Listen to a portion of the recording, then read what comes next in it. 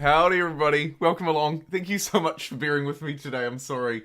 A couple of dramas have kept me late and delayed, but I can remove that "hey, sorry, I'm late" message probably now. Welcome along. Huck, Dr. Pepper, so glad you're tuning in for the first time live, too.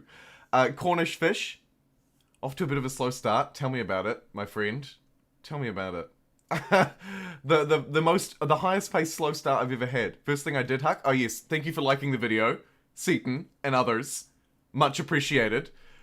One thing that I did is like the video.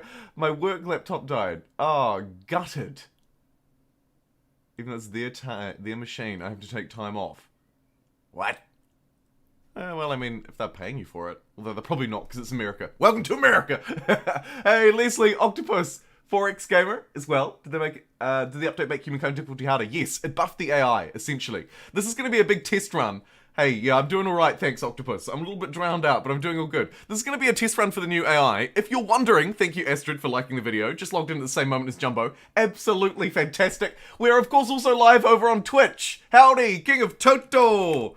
Hey. I know that Humankind, the official channel, is live today as well. I'm running into competition with the beautiful team who make this game, and I realized that that could be an issue. So thank you very much for tuning in today and choosing me. But I do actually just want to give a huge shout out to the official Amplitude channel on either YouTube or Twitch. If you are watching me right now and you'd like to show them some love, I would really super appreciate it before we get started. Even if you just go over to this stream and drop a love heart in the stream chat or something like that. I'm going to do it right now. The reason why I say it is not to try and shamelessly pump my own brand, although it could come across as that way. It's because they always raid us and we never raid them because they always finish the stream after we start because of time zones. And also, I'm late, so that doesn't help either. So, if you're sitting around doing nothing just as we start and you think, oh, I'd love to show Jumbo a little bit of lovin', pop over to the Humankind stream on YouTube or Twitch and literally just drop them a love heart or a Jumbo love heart or something. You can do whatever you like, but I would just love to show them a little bit of love because they show me, they've shown me a little bit of love. And actually, the 5 copies of Humankind that I gave away were thanks to Amplitude. So, just a huge thanks to them. I'm just gonna comment now. Big love to you, Rogan. Because Rogan is an absolute legend, and he's rated our channel about 3 times. So I'm just going to comment that, and know that they care. Alright, let's swap over to the game and actually begin the live stream. Thank you for bearing with me for 13 minutes while I got the stream set up and live. It's always good to chat a little bit before we start, though. What I'll do is I'll change the screen, and now so the VODers won't have watched this. This is a secret moment for us. And maybe the one VODer who decided to watch through the whole starting screen, I guess. Right, I better like the video because I haven't even liked my own video, which is a dreadful start. And now we can kick off. I can close that tab. I've got my Twitch open. I've got you open. All right, let's go. That's not me. That's the back of someone's head. All right. Hello, everybody, and welcome along. It's Humankind time. Today we're playing the new patch update. Here are my game settings. If you're curious, I'm playing on fast-paced Humankind difficulty normal world, and a very normal one at that. I haven't really messed with anything. And I've got 6 random opponents. We're going to play on fast speed. We're going to leave all the end conditions on, God help me, and jump straight into a game. If you're wondering, what's included in the patch update? And why is he doing a live stream specifically about the update? Well, reason being, the AI has changed a lot, apparently, in 5 key categories. If you're curious to learn more about the update, I've covered it already, but I have put some useful information in the description here. So if you'd like to see a link to take you to the patch notes, or just really quick and dirty, the summarized high level, these are the important changes, it's in the description. And of course, if you want to hear me talk about it for 8 to 10 minutes, I have a couple of videos on the key changes on my channel as well. Not that this is just a shameless self-plug, but there you go. The information is out there. Let's crack in anyway and get started. Thank you to everybody who showed Amplitude some love. Like I say, it's not because I'm shamelessly trying to get them to raid us again. It really is just because of our timings. I can never show them any love back, and I feel really selfish because they're like really kind, rating me, and I'm just accepting all of this love and moving along. I guess it's one of the beauties of my time zone, and I should maybe just accept it, but I don't know. It feels bad. I feel like I'm not being very kind. Okay. We've got porcelain, we've got obsidian, and we've got 3 unknown strategics in this one starting territory. By the way, seeing as I'm not setting any challenges today, chat, all open for your suggestion. Keep growing 100 subs a week. Happy 14.5k. Yeah, I don't think we're quite going to make 15k by Christmas, Octopus. Sub growth has slowed down a lot.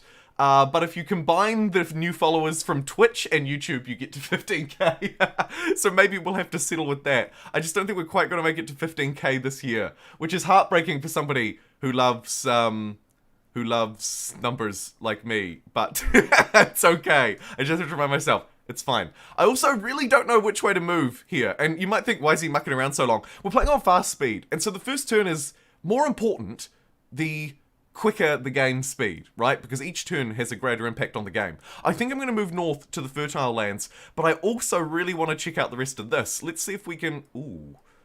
Okay, so we're fairly central. That maybe incentivizes me actually to move south/west. So I'm going to move south/west, and I kind of like what I've seen. I've seen a science one, plus 5% science per whale, plus 5 science per whale. So if we connect that whale poop immediately, we get lots of science. It's a good place to start a game. I think we'll step up onto the high ground. Okay, good. I'm feeling comfortable about this decision. Absolutely fantastic. Future boy benefit. You're not wrong. You're not wrong. As per usual, Huck, your infinite wisdom pays true. Hey, also, this is the first stream I've played since the Humankind multiplayer stream, and I just want to again say thanks so much. I'm actually doing a... You wouldn't call it a review, but I am doing a reflective video at the moment. I'm working on it, with some analysis as well, on Humankind multiplayer, how it's changed, my experience with it, and how it will move forward on the channel. I'll probably release that video tomorrow, or maybe the next day, but in a nutshell, spoiler alert, it went really well. And the feedback, like, computationally, it went well.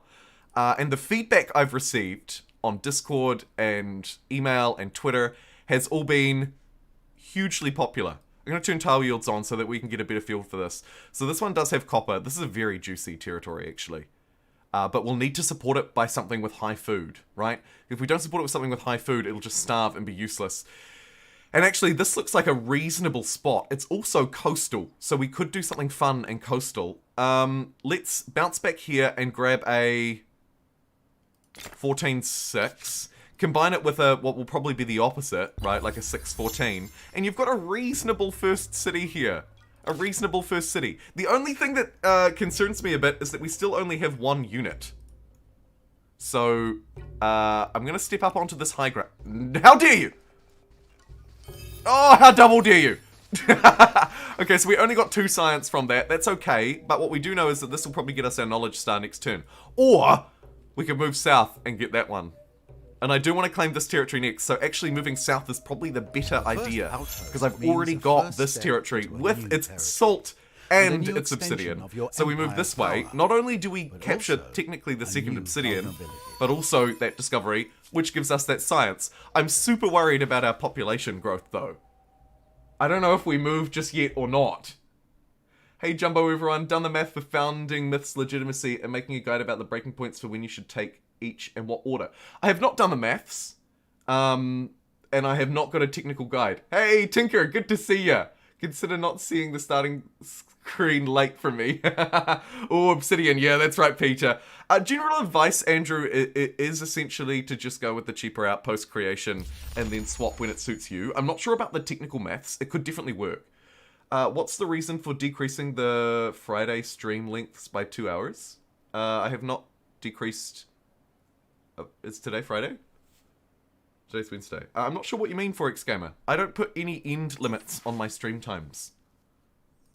Never have. If you're seeing one, it's probably just a guesstimate. A default guesstimate. I don't put any ending times on. Friday stream. So it'll be Friday your time, so it'll be Saturday my time. I don't think I normally would even stream on a Friday your time. But yeah, Andrew, I haven't done the maths, but in general, and you'll see me do it in this game if you hang about. In general, it's just a good idea to go for the to go for the 2 that look like the best 2. Originally, the wording was 12 hours. Oh, you mean the mega stream? Oh, thank you, Ben. Thank you, Ben. Yeah, I'm with you. Sometimes I'm calling it a 12 hour, sometimes I'm calling it a 10 hour. A 6 hours is my record. You mean the Christmas party stream? Yeah, I'm totally with you. Sorry, when you said Friday streams, I assumed you meant multiple streams, but you actually meant apostrophe S. Oh, look at this grammar dude rolling in. Yes, it'll 10 hours will be a record for me. 12 would as well, obviously. But 10 hours would be a record, so I'm just gonna keep it to a planned 10. And if we make it to 12, even better. Founding myths, the faith choice is better if you really want to crush another player's religion. We're talking about the faith choice. Thank you, Hoff, for subtly pointing that out to me. Maybe the Mycenaeans would be fun? They would be, although I did just play them last time. And they've been taken. Oh my goodness, so many people have been taken. Alright, we're last to the pick. We're actually left with some fairly good decisions. We've yet to play a successful game with the Babylonians, so they could be an interesting test run. The Assyrians, I think, are really fun. The Egyptians are fun. We play Phoenicians and Joe all the time, and I don't really think this is even a good Phoenician Joe start, is it? Not really. I mean, there's a somewhat good one for Joe, but if we want to get this, there isn't. We lost the Nubians, which is a shame, because I kind of thought we could do a fun Nubian run with the start. Phoenicians provide money on traders. We're not trading. I think, for me here, it's going to be...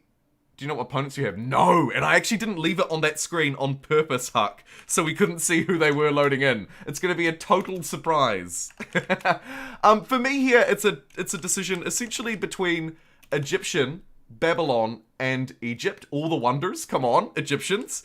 We could do an All the Wonders play. That would be fun. Although we're playing on Humankind difficulty. Hard to muster. Who to pick? Hey, thank you so much for the $2 super chat, Dr. Pepper. Firstly, love your profile picture and name. It's absolutely fantastic. Maybe the Mycenaeans would be fun with a $2 super chat. And as I say, I totally agree. The Mycenaeans are actually really good. Like, top 2 or top 3 culture. They are fantastic. I would love to play them. I played them on the multiplayer live stream. So I might not play them again this time. Also, I can't choose them. So I'm sorry, Dr. Pepper, I cannot. Devilish, $1.99. Day great a having your hope or a Kia. Day great having hope or a Kia. That makes me sound like the crazy Yoda from the very first films. I can only impersonate that Yoda. I can't impersonate the more modern one. He's too tame. I need the wild and free Yoda. Devilish, thank you so much for the cryptic $2 super chat. Very much appreciate it. Thank you for supporting the streams. Yeah, we haven't done a Babylon run in probably forever. In fact, almost never. Even on the scientist only run, I didn't do the Babylonians. I always want to play the Mycenaeans, but they're almost always gone first. Atla mods for the win. Absolutely. Atla mods. Fantastic. I still got that on my to-do list as well. Classical Atla cultures are done, just polishing. Very exciting news. I love your content nonetheless. Let's go Babylon. Alright, Dr. Pepper, thank you for placing your second vote. I appreciate it. What do we reckon over on Twitch? Might have to go with the Phoenicians. Egyptians are always good, though. Yes. Would you like to vote as well, Twitch? Should we do a cheeky vote over with you two? This is a fairly important decision, of course. I mean, I know it's just the first culture. Maybe we move through it quickly. Maybe it doesn't matter. But also, actually, it's a pretty big call on fast speed. And that's the thing that I would hate for you to overlook. Because it's fast speed, it's very important. Cheeky, yes. A cheeky poll. Alright, you would like it. I shall give it. Let's give it doth new poll. Essentially, it's the same options though, but probably in a different order. Twitch, let your votes be heard. We'll give you just a couple of minutes. Probably just 2 minutes. Babylon and Assyria. And while you're doing that, the final YouTube votes will come in. I will play Ultimate Demigod for this ultimate demigod-like vote. And throw that out to you. There you go, Twitch. I love you very much. My absolute pleasure, Dread. Thank you for supporting me. 17 people over on Twitch at the minute. And over 50 on YouTube, with half of them liking. It's a JumboPixel message. Sadly, YouTube won't let me type word backwards, only reverse order. Come on, YouTube. Twitch would let you. I love the Jumbo, though. I really do love the Jumbo. And apparently we have a birthday in the chat. Happy birthday, Tom. From me to you. I love the Phobros. I love the Phoenicians too, actually. They're one of my favorites. But we'll leave them out this time. I'm going to leave Joe out this time as well, because done and dusted. And also the Phoenician start, not necessarily a great one. The Egyptian start excites me. The Babylonian start excites me. And I think that the Assyrian start is always good. Although, actually, for this start, it may not be. We may be on our own island. We just don't know. The truth is, we just don't know. Look at how dreadful all of these spots are. Ugh. I guess we go for like a 5-10. We could actually get a fairly balanced 7-7. Interesting. I think we'll go for the 5-10 and we'll do it next turn, obviously. So let's just go for an explore. Looks like we've reached the end of the world, so we're gonna have to move back up to the north. Although actually you probably want to just go that way, don't you, friend?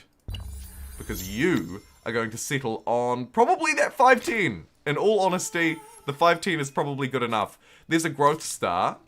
Not even really sure how I got that. Is that one of those pity stars that they give to players who are not doing very well? I think it is. Although I'm in first! What the heck? Hey! Physics break! Whoa, whoa, whoa, whoa! Physics, physics, physics, physics! Physics, physics, physics, physics, physics, physics, physics. Oh my goodness. Physics. Thank you so much. NW. Physics freak. I love your name. I love your name. I love the fact that you chose to spell physics with a PH. That is incredible. Thank you so much for gifting 5 community subscriptions over on Twitch. NW Physics Freak. To It's Blaine, NZL Birds, Mr. Half PDX, Omicronus, and one Brendan. Some names that I recognise. They've all been picked up on Twitch. Thank you so much. You are subscribers number 56 through 61 and 379th follower. Thank you so much. They went to the Humankind stream. 20 views just disappeared. They went to the Humankind stream. It's all good. 5 gift subs. Holy moly. That is so cool. And huge happy birthdays rolling out in the chat too, which is really cool to see. Shall I now see who you voted for? Let's end these polls. The votes have been tallied. The turns have been turned. I don't really even know what I'm waiting for at this point, so we should probably just move through to the next era. Although I did pick up an extra population, which was kind of nice. Alright, let's do it. You voted on YouTube 48% in favour of Babylon. 35% for the Egyptians. And 16 for the Assyrians. Wow, wow. Anybody who wanted to see Assyria, you are Assyria out of luck. Let's go. First time chatter as well. First time chatter as well. Oh, it's Aaron on YouTube. Aaron, thank you so much for the support over on Twitch. Oh, Aaron, my friend. I really appreciate it. Supporting me on multiple platforms. You are awesome. You are awesome. Really, the peak of the peak. Thanks so much. Okay, so how did you vote over on Twitch? This is what I'm trying to figure out. I need to see the results from this poll. Let's view the poll results. Just to report back to anybody who can't see it, and it was the same over there. Babylon, 70%. Egypt, 43%. Assyria, 1%. Less votes, but fairly similar breakdown. That suggests to me that that is the one that I should go for. What do you reckon? I just scrolled back through chat and saw someone say Joe Star. You're out of luck. Seriously out of luck. Oh, I missed a great pun. I did. Alright, let's try Babylon. I'm excited to try them, actually. They're not a very good culture. They're not a very good culture, but they are scientists, so they have that, which absolutely surges them up from, I think, below average to above average. Just the fact that they're a scientist. Otherwise, their yields are fairly garbage. Their district interacts with food, which is quite nice in the early game. Although, of course, it would be much better if it interacted with, you know, with something actually a little more useful. Let's say, I don't know, industry. However, next turn I'll be able to finally claim my cities. We've got the 2 outposts down, which is a good place to start. Assyrius. Why so? Assyrius. Joking grin. A big mood. Humankind learns quickly. A big mood. Oh look, I just want to thank both platforms for voting on par with each other. Really, really appreciate that. Let's just hit him with a quick ad as we scroll through into the next era. Which one do I want to make my first city? This is at 12 food, and it's got 2 pop. This has got 0 pop. So I should probably make this my first city because the 2 pop will be incredible. Let's click that button, make that city. Protection. 3 turns for a pottery workshop, or, sorry, 2 turns for a pottery workshop, or 3 for an astronomy house. It's interesting. The interesting thing about the astronomy house, though, is that unlike some of the other districts, this one, I don't think its yields straight off are very good, are they? On city or outpost, +1 food per researcher, +1 science per researcher.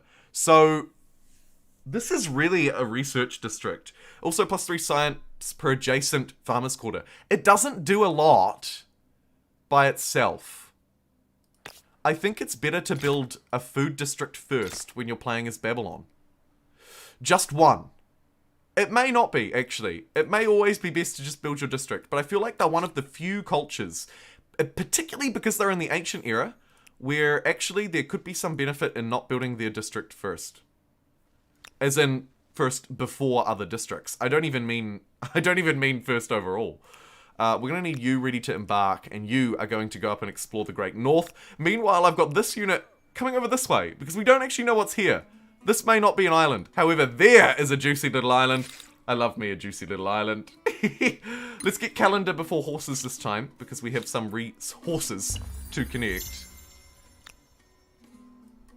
Should I put 2 people on growth, or 2 people on industry? 2 people on industry finishes the pottery workshop this turn, so let's do that. Unless we can actually min-max it and they'll still do it this turn. Okay, that's fine. It is what it is. Also, the collective mind's ability is not very useful as Babylon. Another reason that just sort of limits them a bit more. Like, it's really not very good, because when are you going to get the chance to use it? Maybe toward the end of the era, perhaps. Maybe. But, I don't know. I mean, I wouldn't use it right now. Although, we could rocket through some techs if I went on it for 5 turns. It would be a very unorthodox play. I don't think we should do it because we wouldn't be able to build anything. That's the trouble. That's the real limiting factor. Ooh. And this looks like it's not a limiting factor. It looks like our island continues, at least for a reasonable wooded territory down this way. And it looks like it could even be a whole lot more than that. As really, let's be real, that's only the middle of the map. Woof. Here's the classic tundra of strategic resources, no less, and 40 gold in my back pocket. Brilliant. I'm keeping this unit kind of near the coastline because we could beeline trade expeditions, really. Really, trade expeditions. And that's one of our only potential beelines. Hey, look at us go. We are over 20. Over 20 on Twitch. Love it. How are we doing on YouTube? Over 60 and 30 likes. Bang on. I've actually always had good luck with Babylon, even though they don't have the best traits. I think just on the fact that they're the fact that they're a scientist, right? That's it. It is their saving grace. Absolutely is their saving grace. I totally agree with you. Really big hat. Also, can I get an old meat gang in this Emma effort? Baby long. Love it. Potential for some stupid harbors. Feeling a little bit stupid today. Bang on, apparently. Alright. Again, I'm so sorry that I'm late today. I'm sorry if I know that we don't have a huge number of people watching all the time and that I probably haven't held people up, but I am sorry if I held you up today. Just to apologize again for people who are just tuning in. I was about 30 minutes late. Entirely my fault. Big dumb boy. Big dumb boy did big dumb things and was late. So sorry about that. If you were waiting for the stream, I'm sorry. But we're together now. And that's all that counts. Let's move back this way and grab this territory for the horses. Do not underestimate the power of horses. And in that light, we should probably get domestication, because we're going to need domestication to domestically pick up these horses. Let's just have a look down here. Does the fun continue? No, it looks like the fun finally comes to an end. There, boom. Okay, so there's our island plotted out. Plotted. The only unknowns are here. I don't think that's an unknown, though. I'm gonna go out on a whim and say that that's probably an island, and then we just don't know what's up this way. Literally, in the territory next to the capital, we don't know what's there. It could be a landform that snakes its way around. Feels unlikely at this point, though. I think we've got lucky again in that we've got another island start. I'm hoping. Here's a start that Joe would be somewhat proud of, but also, let's be real, you'd only get a double mountain. And a double mountain is like the bare minimum of what makes Joe good, in my opinion.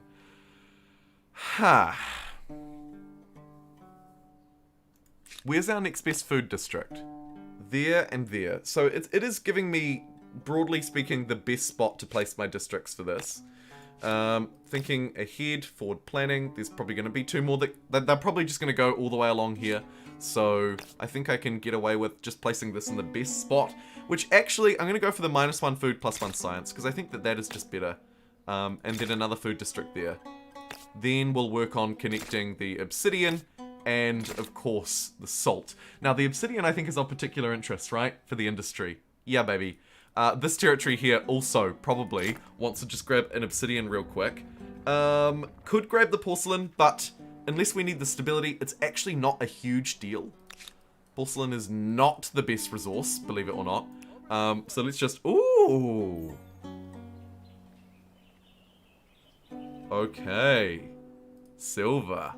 Juicy, juicy, juicy. We love to see those scientific resources flow off. Looks like I am absolutely on my own for now, Huck. I am so lonely. Build the science thing in the middle and the farms next to it. I'll end up with farms all around it. Don't you worry. There'll be farms here and here on these 2 food tiles. There'll be farms here. There'll likely be a farm here and a farm here. It will end up with farms adjacent to it. Never fear. I'm pretty happy with that spot. Although, actually, like you say in chat, that spot would also be... Any of these 3 spots is probably okay. This one may be slightly better because it already has 1 farm and it's likely to get another one soon. But because I'm building another one here on this +2, it actually doesn't matter. It's basically identical. Moving there, actually, I think would claim less science in the long run than moving here because there's going to be a strategic, maybe? I don't know. Actually, the strategics probably don't matter because there's another one there. And we're not placing science district next to them anyway. We're doing food districts, so it probably doesn't matter too much. I'm going to want to move this unit into the area with the highest yields, which is around in between these mountains next to all of these strategics. This is going to be Scienceville R Us, I think, right here, I would say. Now, I need to finally have a sip of coffee. Believe it or not, my first sip of coffee for the whole video. Jeepers. What's going on? And what have you done with Jumbo? I think, actually, I've been replaced by Jimbo. Speaking of, I think that the Jimbo, emoji was finally approved for Twitch subscribers. I may be wrong. No, look, there it is. Yes, I'm right. It took an extra day. I'm still trying to get the what the huck confused. Who would have thought what the huck, H-U-C-K, would be such a difficult thing to get approved. It's just too cheeky, apparently. It's just too cheeky. I should probably even stop saying it because YouTube probably thinks that I'm swearing. YouTube's algorithm's probably like, you swearing? Okay, we need population real bad. We haven't got the first civics because of my distinct lack of population. So I might just make sure that we're growing +1 per turn again. I hope the style Grab is the because it will be around for as foodie long quarter, as the I city guess. lasts. Nice. Babylon, yes. It's got its unique district down. We're going to get another farmer's quarter down next to it. That's going to buff it up a bit more. Okay. Starting to make some progress. We're going to need the whale poop and the horses attached. So I'm going to grab both of them and then maybe attach to this one. Although, I had envisioned it would attach to this first. But maybe we go for a different city down here. Go for a central Babylonian city. We have completed this territory. Let's do it. Nice. Nice! And then we can get another district and probably just smash it down right there. And we'll get that ahead of everything. Yes, because it's the same city, right? So we get +1 food per researcher and +1 science per researcher. So my researchers are actually quite good. And actually we're still growing in +1 a turn. Even if I move both people into researcher slots. Maybe this is the secret power of Babylon. Interesting. Can I go 3 researchers? I can, and we can still grow 1 a turn. It drops this by 1, but all the science. Yeah, baby. Let's play Babylon to their advantage, right? I think one of the traps that I could fall into, and one of the traps that you, as Humankind players or viewers, may also fall into, is playing sort of a default good strategy because it's always been a default good. Let's experiment a bit. If we lose a bit, or maybe even the whole game, if it makes it a bit harder, so be it. I think we need to experiment. And, like Peter rightly comments in chat, bringing out the classic devilish science emote, we should focus on our science. Spent it all on their expensive cutlery, now they end up with porcelain. A big mood. A big mood. A huge mood, actually. Oh my goodness! Cruise! Cruise control! I wonder which is better. Twitch, cheers! Oh, Cruz! I can't even say your name properly. It's overwhelming. Thank you so much. Cruz! For the 1,000-bit cheer. Cruise control. Jeepers creepers. I'm surprised that didn't set off a hype train just by yourself. Considering, I guess 15 minutes ago we had those gift subs. Maybe there's a bit too much time in between. Holy crap. Thank you so much, Cruz, for the 1,000-bit cheer. Cheerful and amazing. Thank you very much. That is so kind. Oh, I really do appreciate the support over on Twitch. Alrighty, I want to place this outpost and I'm spending all of my influence buying things, which I really shouldn't do. But I'm doing it. But holy crap, speaking of the support on oh, Andrew. Well played. The message continues. 1,000 bits over on Twitter. I wonder which is better. Twitch cheers, ... And then Andrew Cruz with a $10 super chat, or YouTube super chats with $10. Andrew, thank you so much for the $10 super chat, supporting me on both platforms. I know I've said it before, I'll definitely say it again. It's a rainy ass day outside, but it is warm in my heart. Thanks to your support. Thank you so much, Cruz, for supporting me across both platforms at the same time. And then Ben thought, actually, you know what? That $20 looks cool. Let me show you $20. And smashed in with a $20 super chat. Thank you so much. Also to you, Ben. Ben, my heart goes out to you. Sorry you missed out on that last multiplayer game. Of course, you'll be invited as a priority to the next one. Ben with a $20 super chat says, how do you feel about cheeky subpar outposts founded at border territories for future administrative centre bonuses? What scales better? Ben, that is a great question. Mathematically, I wouldn't want to delve too deep into what is mathematically the best result. But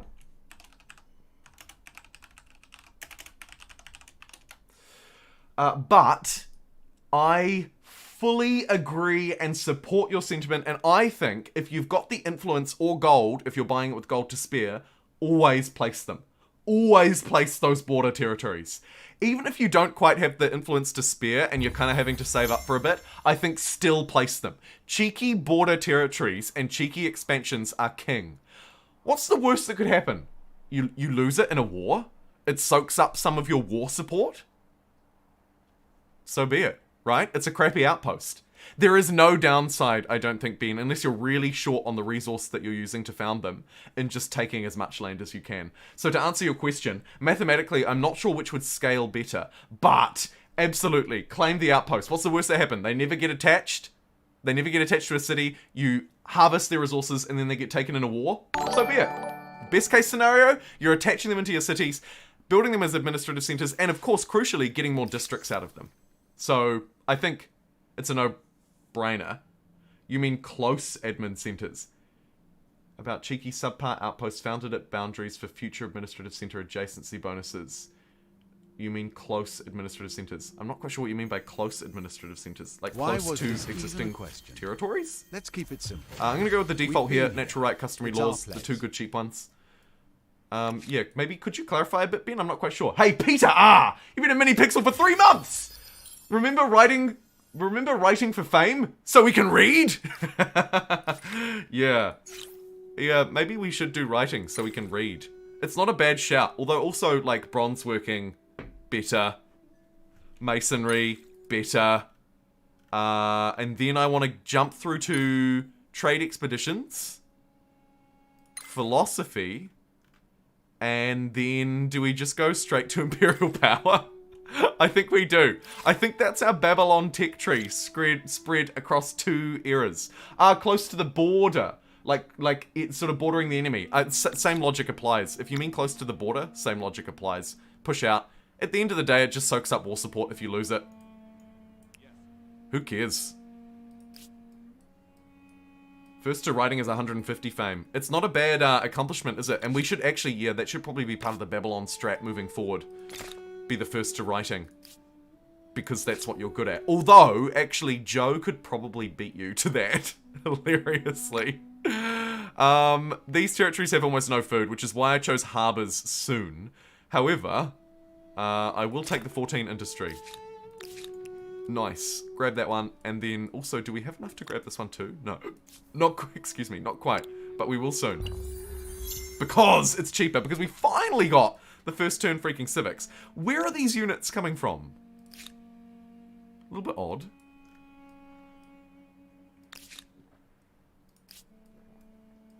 I think we might get city number 2 online first, maybe. Because we will have trade expeditions. So we might be able to make one of these islands attached to Yildoon. Grab the silver. I'll grab that ahead of my expansionizing because it gives me +2 science on research quarters. And if I'm thinking correctly, yes, my unique district does count as a research quarter and a farmer's quarter. Okay, bye, see you Friday. See you Friday, Micro, for the massive Christmas party stream. Looking forward to it, my friend. Sadly, I have 1 more week till the holidays start. Why is that a sadly? Wouldn't that be a happy? You gotta go, I'm gonna stay here forever. Amazing. Close to the border. Admin centers close to the border? Like, finding where 3 territories meet up, following your outposts there and get the adjacency from your 3s. Yeah, totally. Another wonderful way. Expand out first, potentially. Find your adjacencies and then build it. I prefer to just get my districts down quickly rather than try and go for those ultimate adjacencies. Reason being, you may be able to get an ultimate adjacency with another culture moving down the line. So why wait? Is sort of my logic. This looks like a good coastal territory. Maybe seeing some trade potential. Maybe not. There's a lot of coastal tiles, either way. We don't have a religion yet, which kind of scares me. Again, we just need more populations. I've got a lot of people working science, and not a lot of people working a lot else. Might keep people on food, maybe. Does that make a big difference? It does not. Let's go science and food and forego industry. A risky move. But our scientists provide us with more food, so we are sort of balancing this out. And trying to surge our way through the tech tree. Hopefully faster than anyone else. A reminder, we're playing on Humankind difficulty. And an extra reminder, maybe we could make it a frozen city to north. And actually settle it around here somewhere. Get these two kind of close together. Make the most of these tiles. Surrounded by strategic resources too. Yeah, let's do that. And actually, these are probably the best yields too. Grab that 314. Make this a northern city. It will want a harbour to get some food. There's a 13 food harbour. That's a big woof, and that'll help that grow up nicely. Great voyages and discoveries. This lad, unfortunately, is still waiting. Should we place this down so we don't have to worry about it in future? Probably. If I build it here, I can pass through this lake. But I would unfortunately need to build it twice, wouldn't I? There's no handy canal territory anywhere here, unfortunately. That's such a shame. I guess I'll just go for the always good, high industry, fast settle location. I may end up chopping some of these woods, so I'm trying not to factor them in too much into my equation. But they are factoring in massively. And actually, it looks like a 212 is probably the best I'm going to get. So let's just bounce onto this 212. Yoink. There are those marauding barbs who will hopefully maybe try and fight for a little bit of militarism. One thing I haven't got this game. You can wait there. Actually, you can just chop that tree while you're waiting. And you... Oh no, I stole their influence and now they can't place their outpost. It's fine. We'll place that outpost. We should really start to expand. Let's go +6 faith on the main plaza. Always good. Permanent settlement. And... Oh no, I thought it was our writing, but it wasn't. Checking Discord, I saw a new mod that can increase the difficulty. I haven't tested it yet. Could be interesting. Oh my goodness. Yeah, well, one day we'll definitely do a punishing live stream where I do an even more punishing difficulty to see if it's even possible. Absolutely. That'd be a good one to test live, actually, rather than in a video. Hey, Piotr! Thank you so much for 25 PLNs. I'm gonna be honest with you. I don't know what a PLN is. I'm assuming it's a European currency. I'm assuming by the fact it's a blue super chat and it's disappearing quite quickly from the super chat bar that it's relatively low value in comparison to the dollar. Like that might be around $5. So very interesting. Very interesting. We should start a Twitter campaign to get Jumbo his own voice persona. Oh, that would be so cool. Oh, but all my voice lines would just be like, how good? And child slaves? Okay. I would be the worst persona ever, but man, that would be cool. That would be cool. Bloody and smelly, aren't they? I don't know if we have the gusto History and the may be power to make that changed happen. by battles, Not that but we're that not, doesn't mean not that they're we're not enjoyable. impressive, but we are a relatively small community. It's the Polish currency. I thought the P might have been Poland, but I didn't know what the L and the N would be. If you'd like to fill us in chat, I would love to hear it. But either way, thank you so much for 25 of those glorious things. Let's retreat away from this fight. This ain't a fight that we want to take on. Oy, oy, oy. And just keep building up baby Babylon, I think. Maybe we... Once we get trade expeditions, maybe we say we don't care about science. Wait, have I already got trade expeditions? No. We're actually a little way off it. Let's just keep going hard science then. More scientists. Should I go full science? I don't know. It puts our growth rate fairly low. Also, actually looking at this industry, I might want to just put a couple of people here so that this farmer's quarter finishes in a turn. We don't want to starve, so we'll need at least one person on food. If we put everyone on food, we grow in 2 turns. Let's just grow for a little bit. Forego science for a fraction. Focus on hard growth. We want our second city online, so I might save up my 80 influence. It's going to take me about 3 turns, but that's okay. We'll allow it. And then we'll get this unit over here next to Baby Long, which I will rename Baby Long from last time. That meme cracked me up. Whoever made that in Discord that last time, it was so funny. We'll be Baby Long forever. And we can actually sort of disembark anywhere here, so let's move down to this coastline and disembark over that way. Explore a bit more of the world. And likewise, actually, I think we're going to want to do a cheeky disembark down here because there are some coastal tendrils reaching to... Oh dear. Reaching out to our first opponent. Okay, that changes my mind a little bit, actually. I might run back up this way and go for this tendril. Yes. Land does have tendrils. You heard it here first. 81! Just enough influence to get us our second city. I think we place it down here in Yildan. It's not the best place ever, but it's had a harbour for a little while. So it's had an opportunity to grow some pops. And seeing as it's our second city, not our first, I think we go for the astronomy house straight away. I can get it 1 turn quicker, but grow at 3 times the pace. 3 times as slow, that is. I think that's a bad move. So we'll place that down. If you're wondering, I chose to place it here for 2 reasons. Firstly, geographically, it makes sense. Like, it was either going to be one of these ones or one of these ones, right? It has to be. But then, in reality, I placed it here because this territory already has its luxuries farmed. So there's no other influence that I want to spend here. Whereas everywhere else, there is a little bit of influence to spend. And actually, that lead, +1 science per researcher per lead, is going to want to be something that I'm going to want to connect fairly soon. And you can just wait there. I think we're just waiting. Waiting to pounce. Look at that. It's just baiting me in. Teasing me in. Baiting me in. Thanks again to the 20 people watching on Twitch and the 65 watching on YouTube. 38 likes as well. 25 PLN is $6.09 US. Right, so it's around 4 PLN per dollar. Thank you for clarifying that, Forex Gamer. Poland. I love it. I'd pay $5 for that. Absolutely.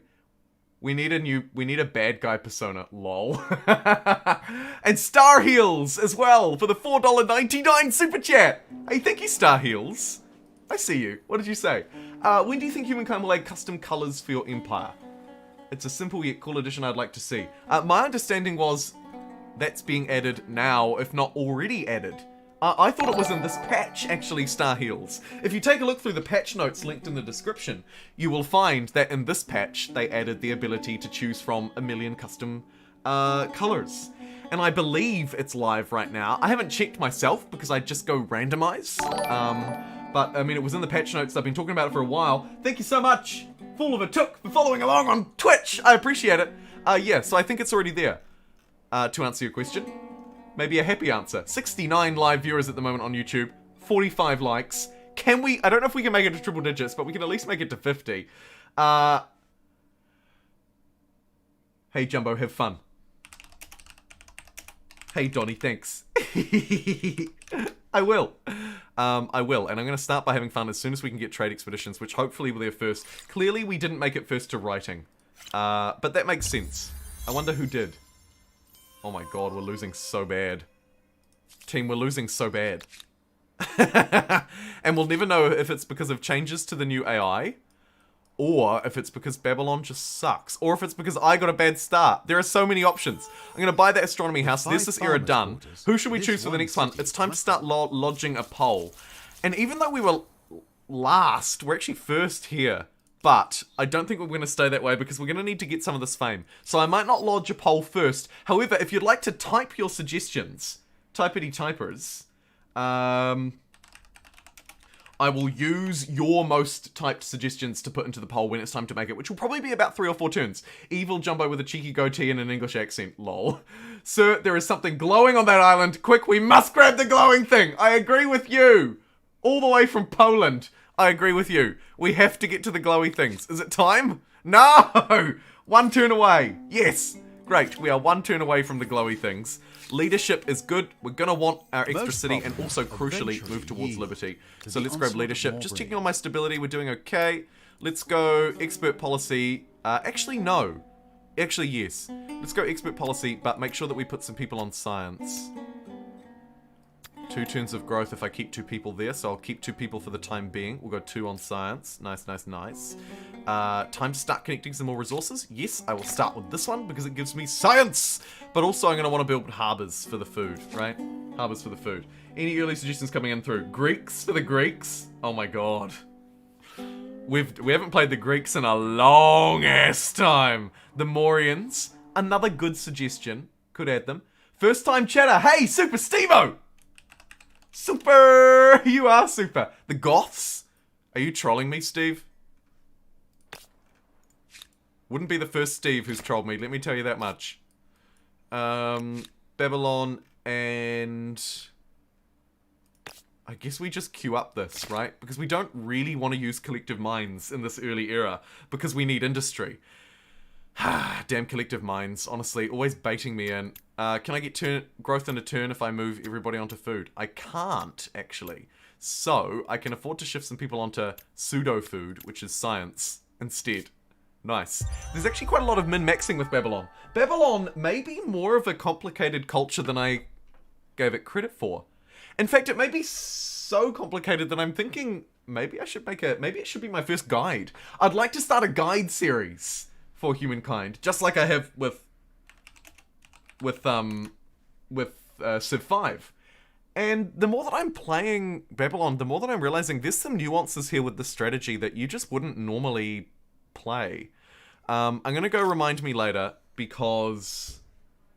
Well, because I need to be reminded later, because we're not quite ready to move yet.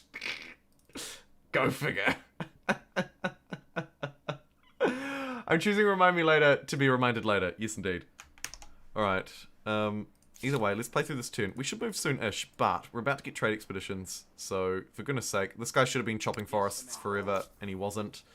You should have as well, so we'll get you to just chop that one while you wait. You are not in a city, so you're probably fine to actually just wait. And it's going to be a disembark out that way when it comes. Cool. Alright, turn 24, we're finally embarking. We're around 1/6 of the way through the game. Because we are playing on fast speed. So let's finish the trees that we're chopping. And if we're not chopping any, let us reach for this beautiful gold thing. Fan-freaking-tastic. There's my military star. Jump out and over, go for gold. Send you out as far as you can in coastal tiles so you don't take damage.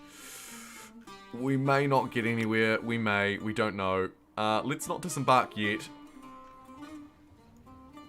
Disembark up that way, I think. And religious rights. Do I want +5 industry this game? I think I do, actually.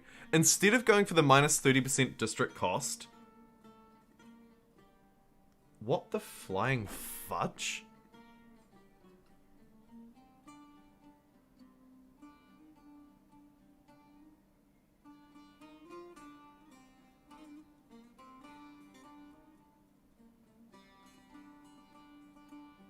Must have been a mistake. That was definitely a mistake. Okay. Usually I would go with religious rights for the extra money, but I actually think we go for a collectivism game and go for the extra industry. Gathering, 5% industry. It could make a difference. Could make a difference. And again, it's not something I normally do. I'm keen to try. I'd also like to get my 3rd city online, but it may be a long way off. So let's just spend our influence this turn. We're going to need to save some up, of course, to claim the territories in the New World. But not mad at claiming a little bit. Like, maybe grab that harbour. 7 science off that. Maybe also grab the expansionist star. There's our thing for conquering. There's our holy crap. Maybe time for a poll. Who did we cite? Persians for more cities. Ooh! Interesting. Persians for the +2 city cap. Babylon, Greeks, because I couldn't pull it off myself and I wanted to learn. Let's vote for the Persians so we can take the new island too. Not a bad idea. Not a bad idea. Oh boy. Oh boy. Okay, let's get these polls set up very quickly. A new poll. Who for the classical era? I think if you head over to Twitch soon, you're going to experience something quite fun. I hear through my spies we're about to get raided, which is very exciting. So we're going to choose between the Greeks, the Persians, and my pick, which is going to be the Carthaginians. Alright. I'm going to run this poll for 5 minutes, start it on Twitch, and of course, also throw it over to YouTube. I think I'm choosing the 3 that you chose the most. I would be more than happy to play any of them. I would prefer your picks over mine, to be totally honest, the Greeks and the Persians. But I think that the Carthaginians could have a pretty good play here. So, I'm going to riddle that to you. Who to pick? Thank you, the greatest Dr. McJenkins, for following on Twitch. I appreciate that very much. Hopefully it won't be espionage like Endless Space 2. Imagine if they had espionage. I reckon they surely will add espionage, right? They have to. It's feels like such a staple. Space Bunny, what did you just say? Hey, welcome Raiders! Welcome one, welcome all! Welcome, welcome, welcome! And thank you so much for joining us. And a huge thank you to Amplitude Studios. Notification didn't pop up. Yeah, I didn't see the notification either. But I'm guessing by the fact that we now have more people watching on Twitch than we do on YouTube, that Raiders have turned up in force. Welcome. Welcome, welcome, welcome. Thank you so very much for joining us. Let's move all of our people onto industry now as we try and finish these astronomy houses as quickly as we can. You've joined us in a pretty interesting start. For those just tuning in, I'm JumboPixel. Thanks for joining us if you haven't joined us before. We're playing as Babylon. We have our capital here, Baby Long, and everything is looking good. We've got our own island star, and because we've played as Babylon, as Humankind aficionados will know, whereas a scientific culture, so we're able to research through into the classical era.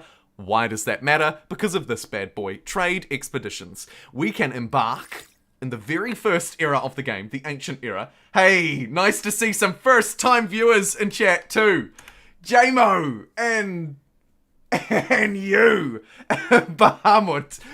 Don't forget to vote for Carthage. Yes, please do place your votes. I'm choosing between the 3 cultures that I think will best suit us to move through into the next era. Although I have to be honest, chat chose the first 2 and I chose Carthage.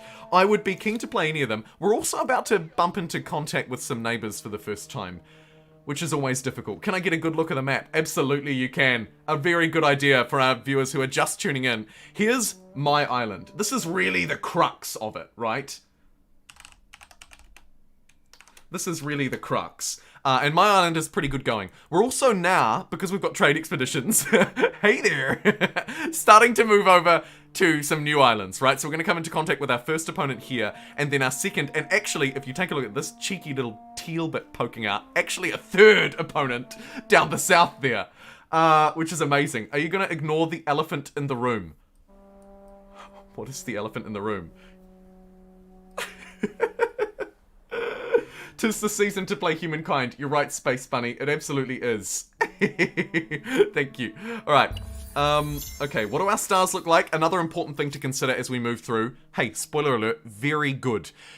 The elephant in this room is our militarist stars, which we've failed to capitalize on. What I'm going to do, probably, is make sure that we at least get our science star, and then we'll skip through into the next era. I reckon we can probably maybe even get our gold aesthete star. Militarist is going to be too hard. We can get a silver for gold. A little bit confusing, but it works. And I'm not sure about the agrarian. I won't prioritize that. I think I'm going to go 3 technologies.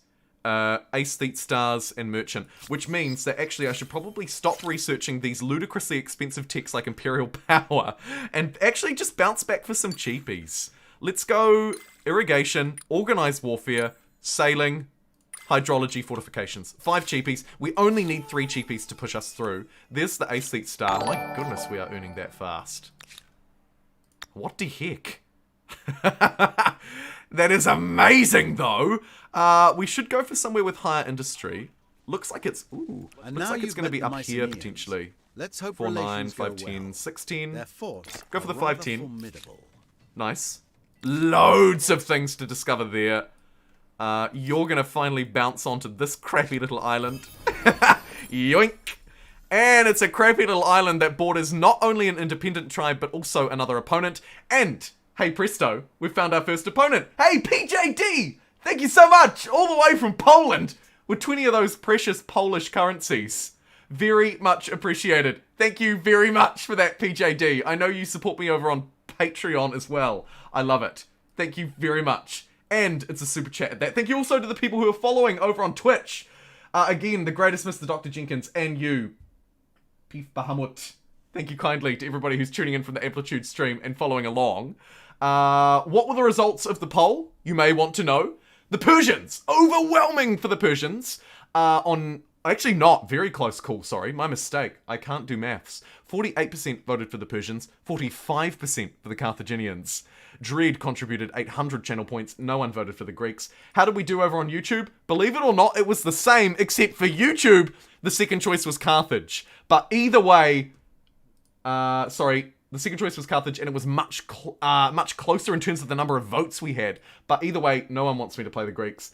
It looks to me like the Persians won. So, we'll be going through from Babylon to Persia, if they're still available. Of course, if they're not, then I'll default to second choice, and if second choice isn't, I'll default to third. It's lucky you didn't choose the Greeks, because some unknown has chosen them. But let's just quickly introduce ourselves to our neighbour. Oh, it's Victor. Greeting. Okay. For those who don't know, I put on random personas. I have a lot of subscriber personas that have been sent to me either on our Discord for channel members or on Twitter, which anybody can access. But unfortunately, because it's randomized, sometimes we get random AIs. And in this case, we've got Victor. Victor is benevolent and vindictive. We don't want a piece of Victor. Don't mess with Victor. This is a terrible island, but of course I'm going to claim it because why would I not? Should also maybe hoover up that iron, right? Yes. And then get our holy site down. Let's build our holy site in Babylon, because Babylon is likely to expand sometime soon. You want to try and build it on high food areas if you can, because it does harvest food. We don't really have any though. We'll put it here because this territory connects to this island, so there's an immediate adjacency connecting across there. And we'll get that done. And I think we just get that done and then save for our second city down this way. Oh, more to discover. Yes. There's some iron. Big yes. Let's get both cities working on that when they can. In fact, let's do it right now. Speed that mine out. Oh, we got discoveries on our homeland. Jeepers. Let's go for a scout, I think. The good thing, actually, about having an independent tribe there, not only are they weak, but also we can scout through their lands without closed borders. I'm going to risk this unit's life and send it into some very dangerous waters. You'll see it's going to start to take damage, and I don't think it's paid off. So I'm going to just have to send them straight back. Or send them to their death. Let's send them to their death. Sorry, brave boy. I'm really sorry. But we're going to have to use you as an experiment. There's organized warfare. Thank goodness we didn't get declared war on earlier or we would be out. Excuse my language, I mean Huck, yes. Yes, of course, Huck with an H. Huck, yes, we're going to play Poland. Just going to hoover up these technologies. There's that science star done. And we're actually really painfully close to our gold aesthete star. If you look over on the left here, you can see I am 6 influence away. That's painful. But obviously I'll stay for it because it's 300 fame. And then we'll move through into Persia and go city crazy. Let's get, at the very least, our animal barns, jeepers, and our copper infrastructure in place. That holy site finished insanely quickly.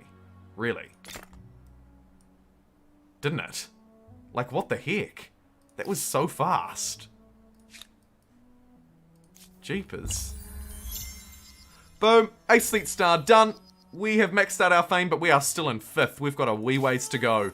Let's not try and max out any more stars. I don't think it's worthwhile. Or gold. Less than 100.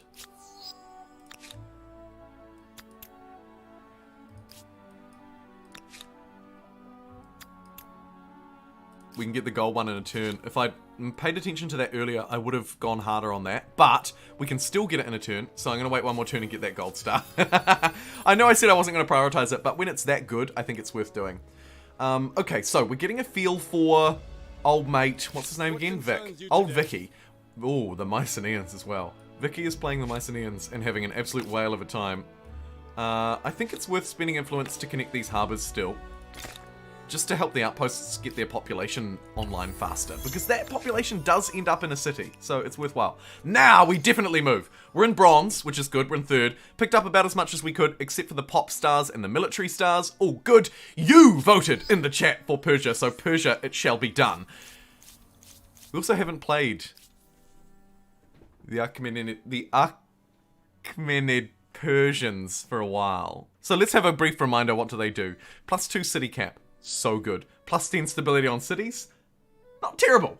A +10 isn't great in the later game, but for now, it's a big difference. It's basically a free district, right?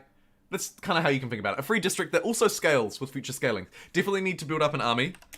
I think you're right, and I don't think that's my evil twin Jumbo speaking either, Seaton. I think that's absolutely correct. Needs city cap judging from the last streams. He'd probably nuke me in a multiplayer game, so what do I know? I would love to nuke somebody in a multiplayer game. Man, so cool. We've got 50 people watching on Twitch. We've got 70 people watching on YouTube. 50 likes. Huge support. Thanks everybody for tuning in on a sleepy Wednesday morning for me. Likely a Tuesday night for you. And a huge shout out again to Amplitude Studios, who rated us with a party of 103. Absolutely amazing. Shout out to you, Rogan, and to Amplitude Studios as a whole.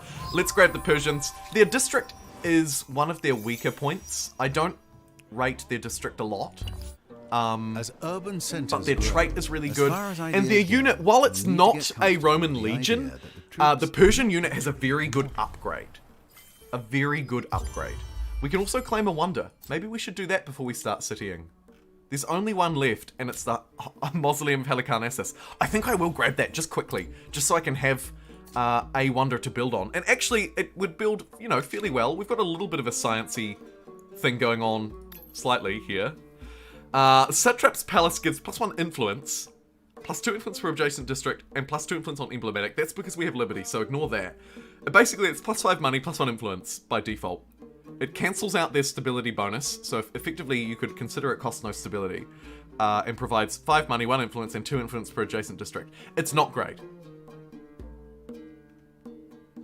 I'm wondering if I need infrastructure before it. Like if I'm better off spending 5 turns upgrading my infrastructure in both of these cities. My feeling is probably yes. That'll probably make a big impact on future. We also do probably need an industrial district in these cities. I don't know. We're also only just making enough food to get by. Jeepers. Let's do a split between food, industry. Oh, it's really ugly actually. We still go on 2 turns there. It's a bit of a mess. This one is also losing stability like there's no tomorrow. So this is probably the city that gets the Mausoleum of Halicarnassus. In which case we should place it somewhere somewhat fruitful. I don't see anywhere fruitful here though. So placement location's pretty bad. It's pretty bad across the board really. Let's just queue up these districts. Get a good little chunk of gold and influence out of them. They are, of course, going to benefit from having market quarters next to them, unlike most of our other districts which won't. So I'll just place 1 market quarter. And you, my friend... Oh, no! Go, go, go, go, go. We need to get through and grab these northern islands if we can, before old Vicky takes them. We are also an expansionist, so there's another sort of small upside to me building an army. We could expansionize with them, and it's probably a good idea to do so. Let's grab Conquest, because we've got it cheap. Cheap. And make landfall here as soon as we can. Oh, I should have moved one more. I had an extra movement there. So, will this independent people Oy, be oy, an oy. ally or an Okay, enemy? sus. Barrier Lake or Hillier. blessing? How are we doing? Their And can I future claim may you not quickly? be in their hands. Could I raise an army quickly enough to get there and take it? Is what I'm wondering. I mean, we can build our immortals immediately. Let's do it. Let's raise an army and take An sus. emblematic unit is a living culture manifested in an organized Immortal troop. Let's see how is the neighbors anti-cav. view What it. are we going to be versing? A whole load of spearmen. Okay. I guess I just make my better spearmen. And also archers. Will 4 units be enough? Well, we do have an extra one there, but we probably want 5. So I'll queue up just a normal swordsman as well. We'll pump those out. They're coming out in 5 turns. Will that be enough to get to sus on time? I'm not sure. It has Lake Hillier. It's really juicy. Really juicy, actually. Let's quickly raise an army With and a see if we can first get ship, there. You can protect your interests This far will from also be home. good for independent peoples. Do we want cheaper higher army or cheaper assimilation? We could go the assimilate route, but clearly we're not going to do that. I think we'll go cheaper higher army, mainly just for the plus 5% food We'll on all of our see cities. these Our cities need some independent extra peoples food, end and up there's as shock some. troops, cannon Let's fodder, send the or armies respected over allies. separately because it's going to take them a long ass time to move. In fact, I'm wondering if we upgrade our naval transports. Will that help us? I'm not even sure if it does, to be totally honest. But I kind of like the idea of maybe grabbing a quick foreign outposts. I don't know if it's helpful, like I say, but it might be. And because we don't need to focus as much on food, because we're actually building units, I can focus more on industry and science. So I'm going to swap those yields around a bit and kind of min-max it a wee bit there. This could provide a whole load more food to Babylon at pretty low cost. So we might want to consider attaching that. But I do think, actually, we need to make the most of our city cap. So let's just hold, save, and build a reasonable city cap up, right? We've got 6 city cap already. I need to make the most of this. Sus will be 1. New Year's nuke stream. Ooh, kind of fun. What's up, Jeff? Good to see you. Call them the Persians otherwise. Playing Humankind earlier, a new game. Got to the ancient era, guess what happened? Oh, Jeff. The Persians list alphabetical. Arc Persians not at the beginning. Yeah, I think they're listed as Persians, but called Arc Persians. It's the same with the Soviets and the Americans in the contemporary era. Just a weird little thing there. A weird little thing. Amplitude. JumboPixel voice persona soon. At Cruise. At Cruise. The dream. The dream. Don't sleep on the satrap's palettes. Influence is great when paired with liberty. True, and we have paired it with liberty. We've done the best we can do. So yeah, let's test it. Let's see how good this influence really is. It's a bit odd, isn't it, really, to be gaining influence from another culture. But, actually, expansionists are probably... Oh my...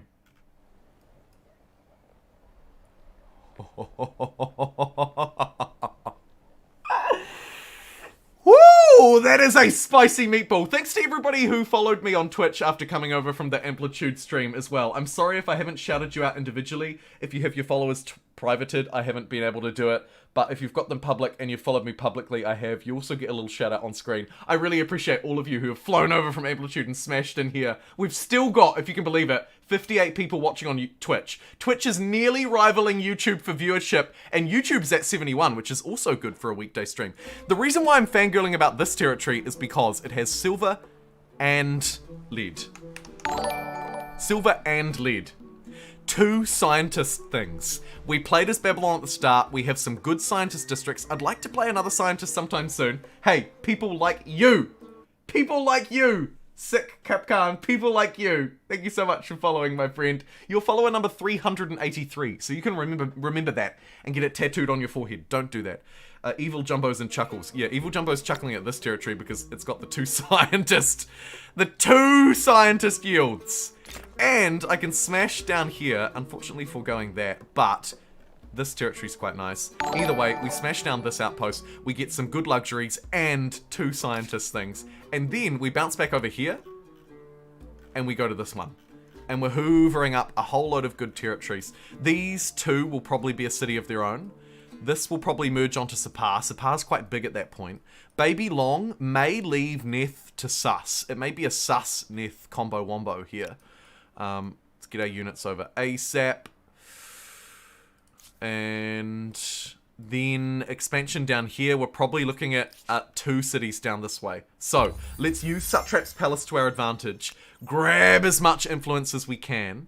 Queue up the Satrap's Palaces here too. I think putting them next to, not strategics, but next to luxuries is probably a good idea. So I'm going to try and build this way and sort of try and merge these together. Maybe we have like a golden fountain in here. I don't know. I don't know. I do really want to get those harbours online before we cityize as well. But we might cityize in places where the harbours have already been built first, and then backtrack. However, these are really important as well. Ooh. Do we connect to you by land? Over this way. Oh, I really hope we don't, but we could fight here. I think we'll just hold. Right, army composition, looking good. Whoa, I think we have to go full liberty, even though I really want to go for the 30% cheaper industry. I think we go full liberty, right? Doubling down on our unique district. Doubling down on our influence. The only thing I'm going to have to really keep a watchful eye out for here is my stability. So we're going to have to maybe queue up a couple of garrisons just in some strategic positions, right? Where they would be most useful. I like to put them near my harbours and also in places where I need visibility or a spawn point. So one over here for a spawn point, and then one here for a spawn point, for example. It's a nice little thing. We'll queue them up, but I'll keep moving them to the back of the queue because they're not my greatest priority. Believe it or not, they're not my greatest priority. Can we grow in 1? No. But we can grow in 2, so let's grow in 2. It doesn't change the pace at which we're building the swordsman. In fact, nothing changes that. Oh, that does. Okay, fine. We'll get one scientist back in here to help earn our science. And... uh-oh, we lost sus. Okay.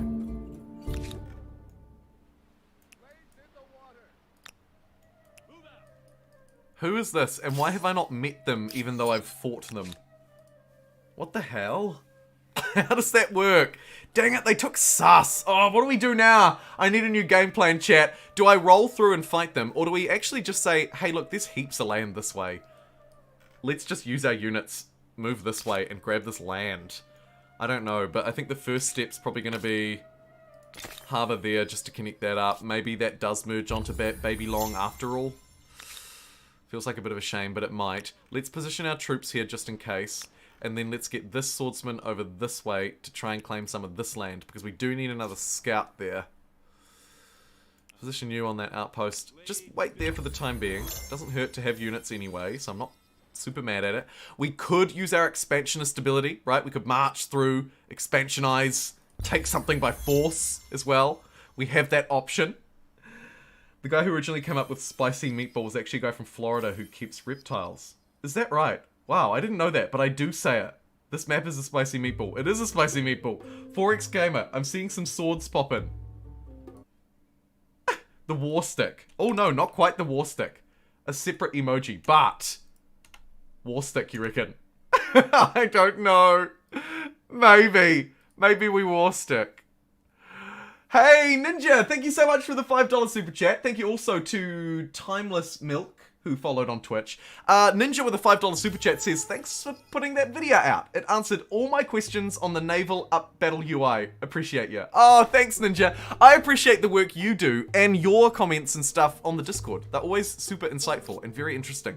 Whether it's about the modding or just questions about the update, like your questions yesterday, whatever they are, they're really helpful, and I always appreciate the support and the questions.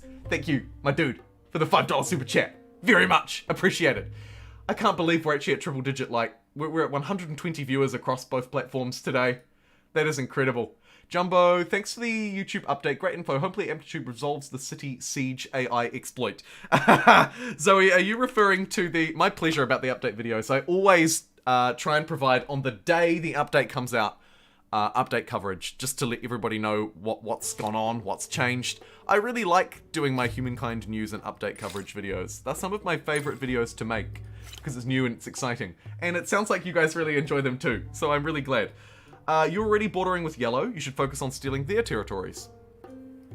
Manifest destiny for the win. Yeah, and the other Mycenaeans, so they are potentially a greater threat.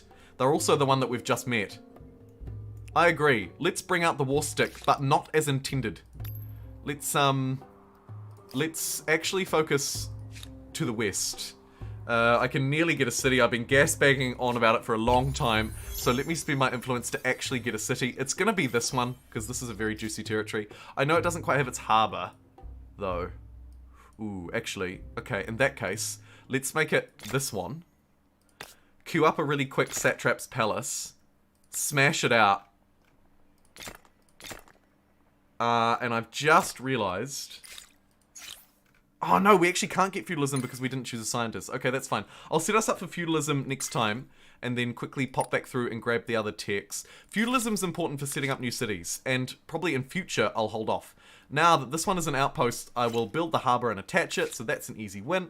Let's get this swordsman over here onto the budding new world to fuel our expansion, and we probably make this our next city because it borders them, and I don't like that. Sam I am. Oh! Science. Science. Harbour! Sorry for yelling. That was not meant to be that loud. And yeah, good call. Good call. We're going to run into conflict here very clearly with an aggressive Mycenaean army. So I think rerouting our troops over this way was a very good idea. Let's move to this territory first. Maybe Sapar could pump us out a couple as well. It's getting a little bit big for its boots. Let's get our unique, seeing as we've got it and it's new. Let's build 2 of our immortals here. Go full industry for the full industrial capture. And they're fine to just be built where they want to be built. That should give us a little bit of extra strength over here. You can bounce back that way and grab that discovery, seeing as you've got nothing else to do and you're pinned in against this Mycenaean city. Yikes. What are our diplomatic relations like even? Tell me what you They don't seem to have any luxuries. Our war support is huge. I'm going to push that demand on them. And we're just both going to sit with demands. They're tyrannical at this point, which is terrifying. Oh my goodness, and this is actually yellow already. Okay. Hey, new plan. Let's grab that. Because we're an expansionist, we really should be grabbing these territories. So let's use our expansionist ability, right? We don't even have to do a hard war. We could do a soft war, i.e. we use our expansionist ability, pick some stuff up, generate some war support at the same time. It's a good idea, and it's a good idea to make value from our units, because in case you don't know, 2 patches ago, units were nerfed a little bit. Or they were changed a bit, I should say. Some units have a lot higher upkeep, but regardless, we are paying 25 bucks a turn to have these units, and we're only making 77. So it's a good chunk of our gold, right? It's like 25% of our money is going towards these units. I don't think we need to send the backup ones here as well, so I'm going to send the backup ones to Imoroya. Send them that way. I also want you to know that I'm drinking my coffee cold for you today. I'm not even going to stop for a break. We've got so many people watching, so many people chatting and supporting. I want to keep this going. I just have to keep this going. He's like the new generation's Steve Irwin, not a bad thing. I am not an Australian, but I don't know if you're even talking about me, but I will wear that with pride. Maybe this is Steve's empire. My goodness, how good. Okay. We're going to expansionize, but we're going to obviously expansionize once we get our 4 units here, because it'll be too slow with just the 1. Although, actually, is it the same pace regardless? Coffee's very important. Attach outpost. Should I spend my influence to attach, or should I save for another city?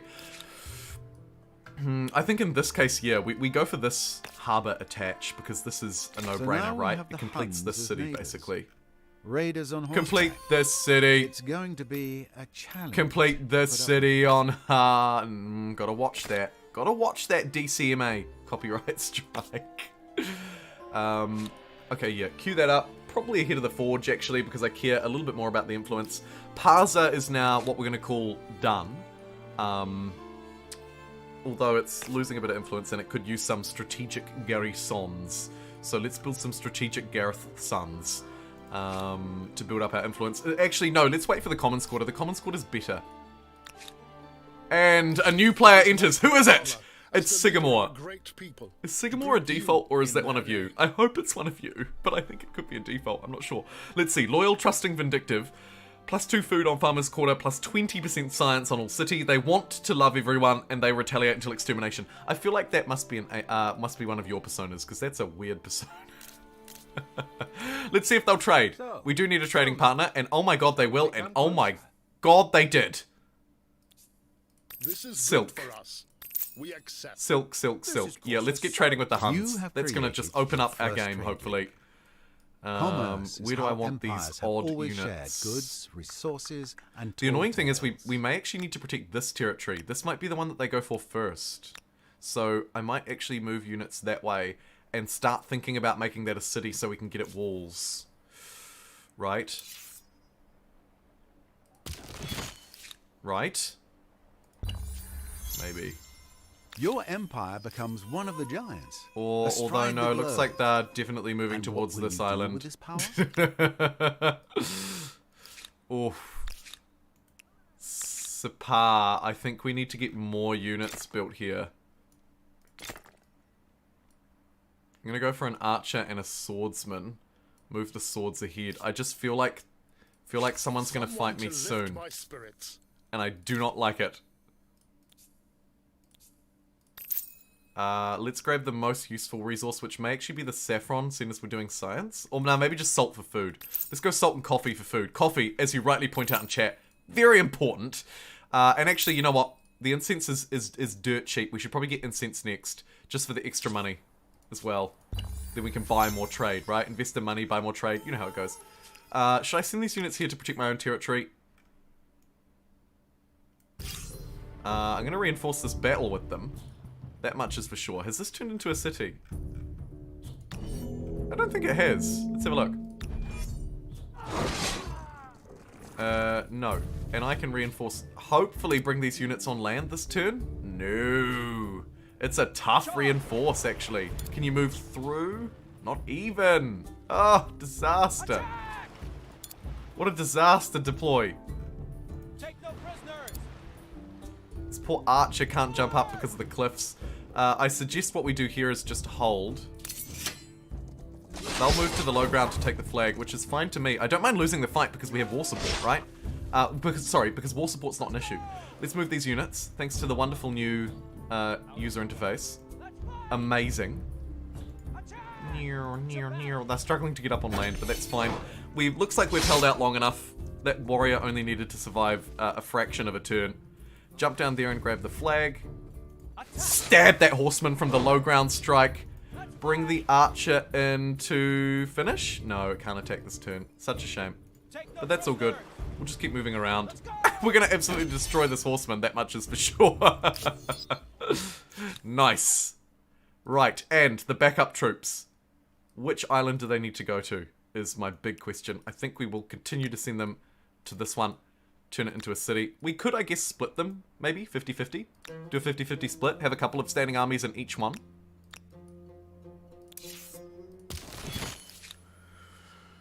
And next turn we'll evolve one into a city, definitely for the walls. It's a strategic decision. Although... let's get +1 science from trade routes because it will give us +5% science on all cities. And then just keep trying to grab these cheap trade routes, right? Because now these are providing me with science. So it's like 33 gold for the ongoing benefit of incense, which is +15 money on all cities with 3 of them. Amazing. Also the stability, right? It's huge wins. It always pays to have a trade partner. Hey, Parker Pell, first time in the chat. I appreciate the simplicity of luxury trading in this game, but to be honest, it also feels way too simple. Just default spam, click, buy everything. Yeah, Parker Pell, that's a really interesting insight. Hey, Brazil! Mr. Tavares, good to see ya. Attach up post, spicy meatballs, just waiting for the crikey! Crikey, Dick, look at that Yomo comma, we're off to a spicy meatball. There's an Australian, except an Australian wouldn't say spicy meatball. Not to push. Will the results from the Humankind giveaway be? Yes, I put it in the terms and conditions. They're being announced on Friday. Yep. It's in the T's and C's of the giveaway. Or I think actually it says announced by Friday, but yeah. It'll be by Friday. I was going to try and announce it at my special live stream, actually, on Friday. My super stream. I was going to sort of bundle it in, announce it just before then or just after. But it's concluded. The giveaway's over. People can't enter anymore. Some people still are, but they're not being included, obviously, because the time has ran out. If you missed out on the Humankind giveaway, tough luck. However, I am going to do a Civ one sometime soon. So there is still some reason in following me on Twitter, plus of course also the shit bans.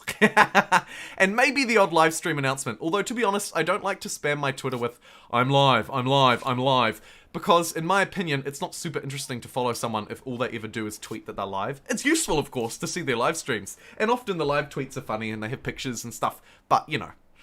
I don't always tweet every time I go live just because it's a bit spammy. 4 units versus 1.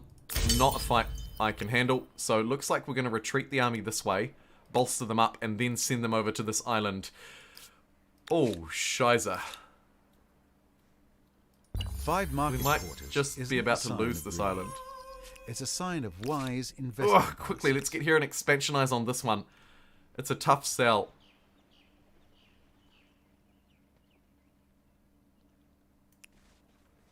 This unit is so weak, but not in friendly territory. If I could bounce them out there this turn, I would, but I can't.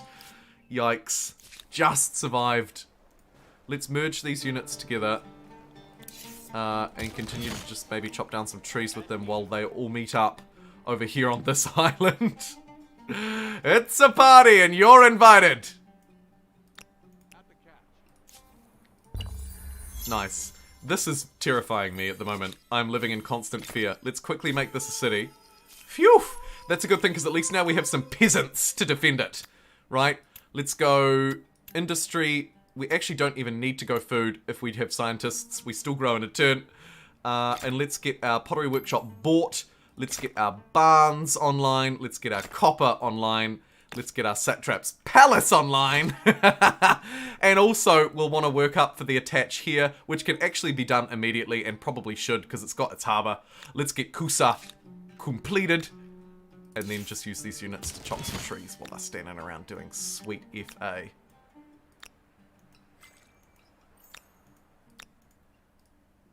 Nice. It is time to choose, so we're going to throw another poll into the chat, and you, the live viewer on either Twitch or YouTube, there are over 100 of you watching at the moment, can decide who I should play. Okay, so we've gone through as the Persians. Let's firstly just quickly check our era stars. We are probably going to stay here for a little bit longer, at least, of course, to get that golden expansionism. I see a few other golds that we can go for, and we will go for gold.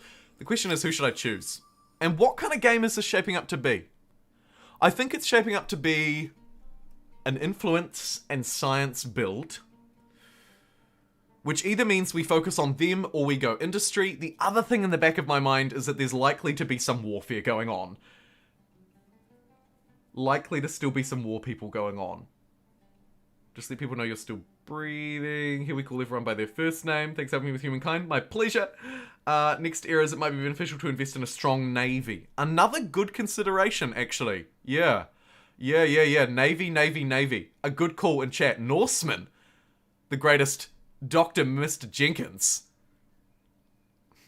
Let's have a look. Okay, let's consider our shortlist. I think that the Franks should definitely be in our shortlist. Their unique cavalry is very strong. Good for defending, not good for offending. Their district is super good. I'm not sure about our faith game. I feel like we might have lost our faith game. We should check our religion, actually. But it gives us influence, faith, and science. The 3 yields I'm most interested in. And Crown Lands is just good forever, plus 10%. So I think we'll put the Franks in as option number 1. Option number 2, I'm hearing a lot about Norse. And also a lot about the need for a navy in chat. So definitely the Franks is option 1. We haven't played them in a while too, which is cool. Classical era Atlas cultures alive and able to follow. Nice. Khmer, Teutons, Norsemen. Khmer, Teutons, and Norsemen. Teutons. +1 money per state religion, +1 science. I don't know if our religion is strong enough to play as the Teutons. I'm going to discount them. Their faith generation is good, but also I'm not sure if our faith... I'm not sure if we're really playing a faith game either. I feel like we're not. I think we've missed out on faith quite a bit. They're a good culture and they've got a good knight, but the Franks have a good knight as well, right? So the knights are the same, essentially. Kaiserdom counts as a maker's quarter, but its yields are much worse than their district. But its adjacency is much better, definitely. And then their traits. Honestly, I feel like the traits are fairly even, actually. I'm going to leave the Teutons off. I consider them to be fairly similar to the Franks. Khmer, I think, is a good pick. And the Khmer is the pick to fill our blanks. We're going to really struggle with industry if we don't pick at least one industrialist at some point. The Khmer may be that choice. And then the last one. It's a funky pick, but I like it. And we could use a powerful navy. I think my third choice will be the Norse, André. I think a good pick. My uncle's name is Thor, a mood. Yeah, we'll go with Franks, Khmer, and Norse. Why the Norse? Well, powerful navy, militarist, so we will have to fight someone to get our stars. It's important to bear that in mind. But their harbour is actually what excites me the most. Yeah, lots of food. They do have a unique boat. It's not particularly good, but it's a good naval transport, actually. It would allow us to move through the ocean much faster, which is useful when we have quite a few island territories near our neighbour. So, there we go. Franks, Khmer, or the Norse. I think they all have value. I actually don't know who to pick, which is a good thing for me because you will decide through the power of democracy, voting on Twitch and on the YouTubes. Who will it be?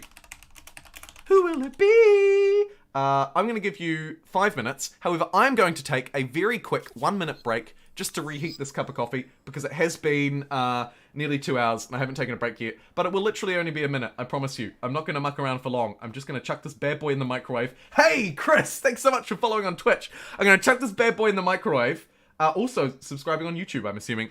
And 30 seconds later, I'll be right back. Let me put you onto the coffee break screen. Don't go away! And crucially, let your votes be heard. There is a poll in chat. Please, vote. Be heard. Democracy. Super chat. The power. No. The votes. I'll see you in a sec.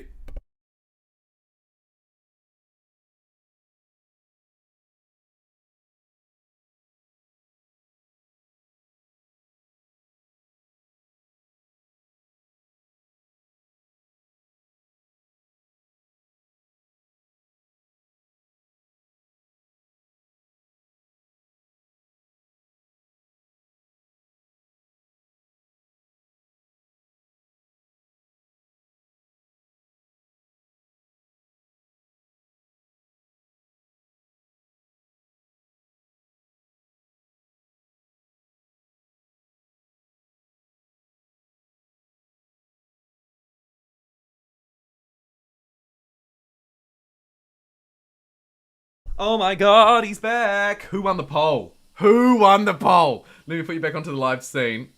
And let me just quickly also check on YouTube and Twitch chat, just to make sure everybody is all good.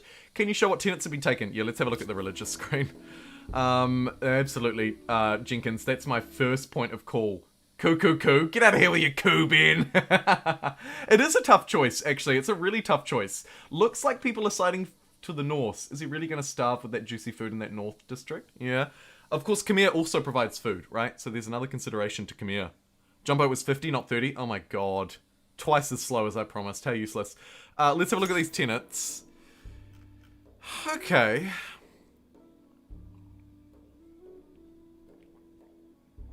Respect the Seas is still on offer. Oh my god. We could actually still get Respect the Seas. And Observe Feasts. They're both still available.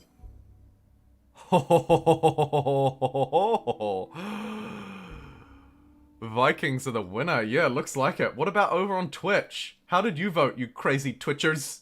I'm going to end the poll prematurely. And have a look at the results. It looks to me like Norse and Bleu. I'm not sure how to say it. Bleu. I'm sorry, I'm not sure how to say your name. But you did contribute some channel points. And the Norse won! 56% voted for the Norse, 46% for the Franks. No one voted for Khmer on Twitch. A mood. Hashtag Khmer hates Twitch. And over onto YouTube's, it was actually more of a landslide. 62% in favour of the Norse, as per. Let me get rid of my pinned comment. You don't need to see me apologising for being late because I was stuck in the rain. Sorry, YouTube. I meant to remove that ages ago. Although the stream schedule was there. If you're keen to figure out when I'm streaming this week, there it is. It's Norse. It's Norse. It's Norse. It's all for Norse. Every time I Norse, I tell it all the time. Norse is a place on Earth. Alright, we're going to play the Norse. Question is when. And I think the answer to that question is not quite yet. I need districts, influence, gold, and expansion. I do not need science. Which is a good thing that we have no scientists. I need expansion. I need gold. That looks fine for that new city.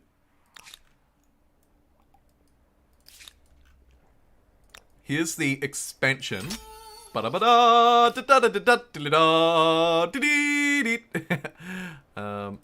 Smash that there. Also some good spots for some market quarters in and around that. That's very good to see. So that's attached up. So now I actually have even more population to mess with. Let's put people on money. Unless industry makes a difference, and it does. So let's put people on industry as well. I've barely got enough food to keep myself afloat, so I'm going to need a population on food as soon as we move through. That's fine. You can't do diddly squat. And you're going to research mounted warfare. We're in 3rd place. Now we're in 4th. Okay. Okay. We're about 2,000 fame behind the player in 1st, though, and that scarifies me. Not even terrified. I'm scarified. Let's go back to the system, which, to harp back to what you were talking about before, I also appreciate how simple it is. There's nothing worse than having to move units around, constantly add new trade, move your traders here and there, and establish trade routes. Oh, it's too much. It's too much micromanagement. It's too much. Jumbo, you have an actual Norseman and woman in the chat. Actual Norse people in the chat. Incredible. Good, Elgin. Thank you for following along on Twitch. I appreciate you following me. You are follower number 387. We're actually nearly at 400 followers. Amazing. Amazing. And Huck, thank you. Thank you for pumping both the YouTube channel and the Twitter and chat. I appreciate it, my dude. I appreciate it, my dude. I am on Twitter and YouTube. YouTube is my platform of choice if you're watching on Twitch and you're unsure. It is my platform of choice. But I stream across both now. When I say of choice, it's not actually my platform of choice for streaming. They're both my platform of choice for streaming. I mean, I also upload the videos onto the YouTubes. Alright. Okay. Finally, we're getting some of this technology. How do my stars look? And should I move now? 8 districts is quite a lot. 1,900 gold is quite a lot too. Looking at about 8 turns for that. In terms of influence, at 172, we are looking at around 7 turns. So they're about 7 or 8 turns away. Looks like I might be staying here for 7 or 8 turns.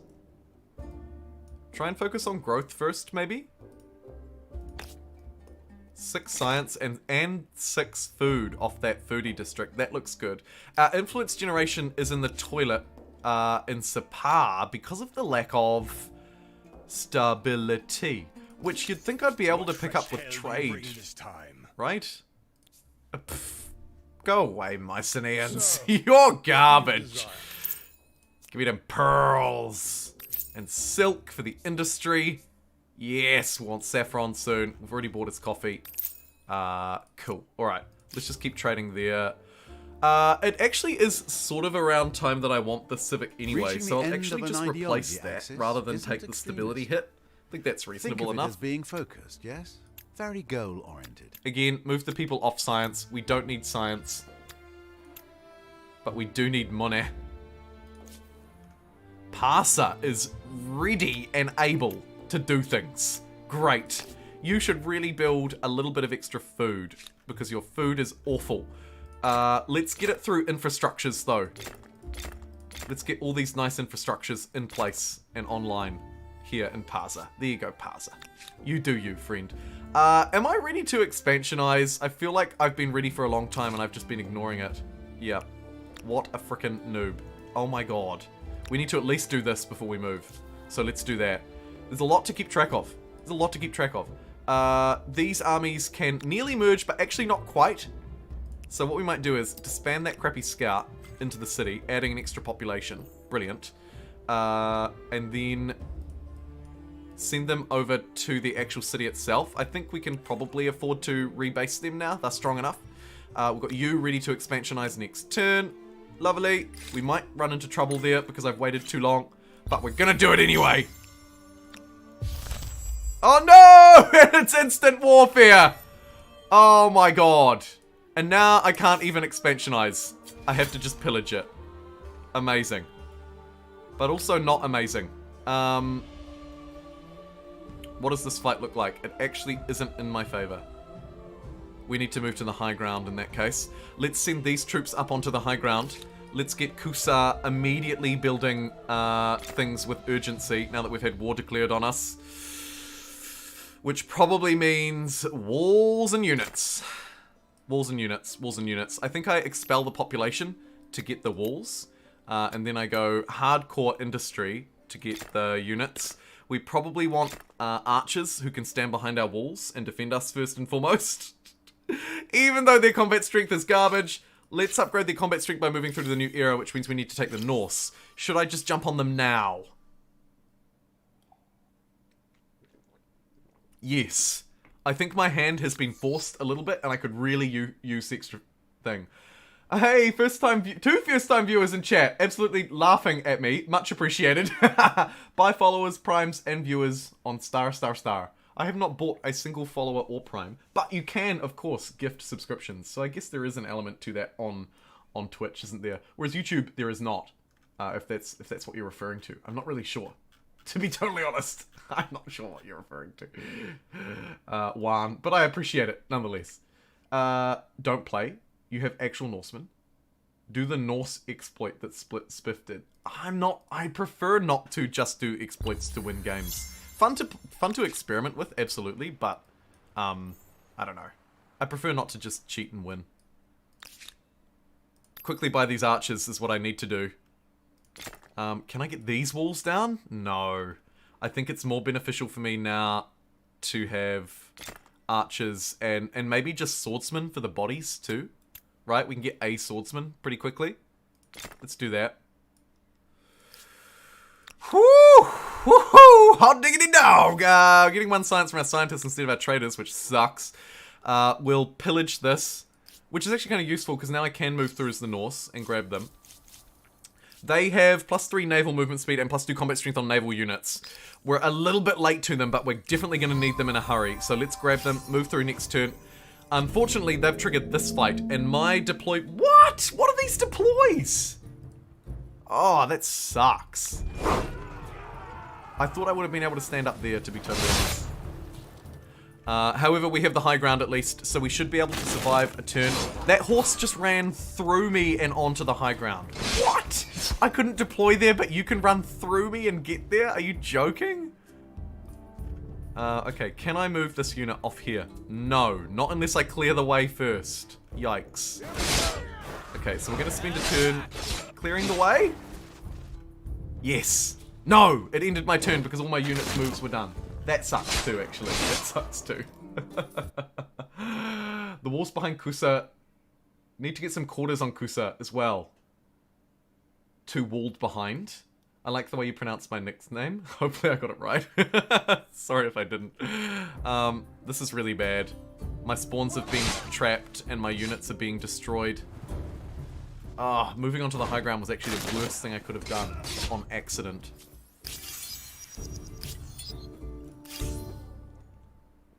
I could retreat here if I thought that I was going to lose this fight, which I probably will because it's units with 29 strength versus units with 27. 18 though.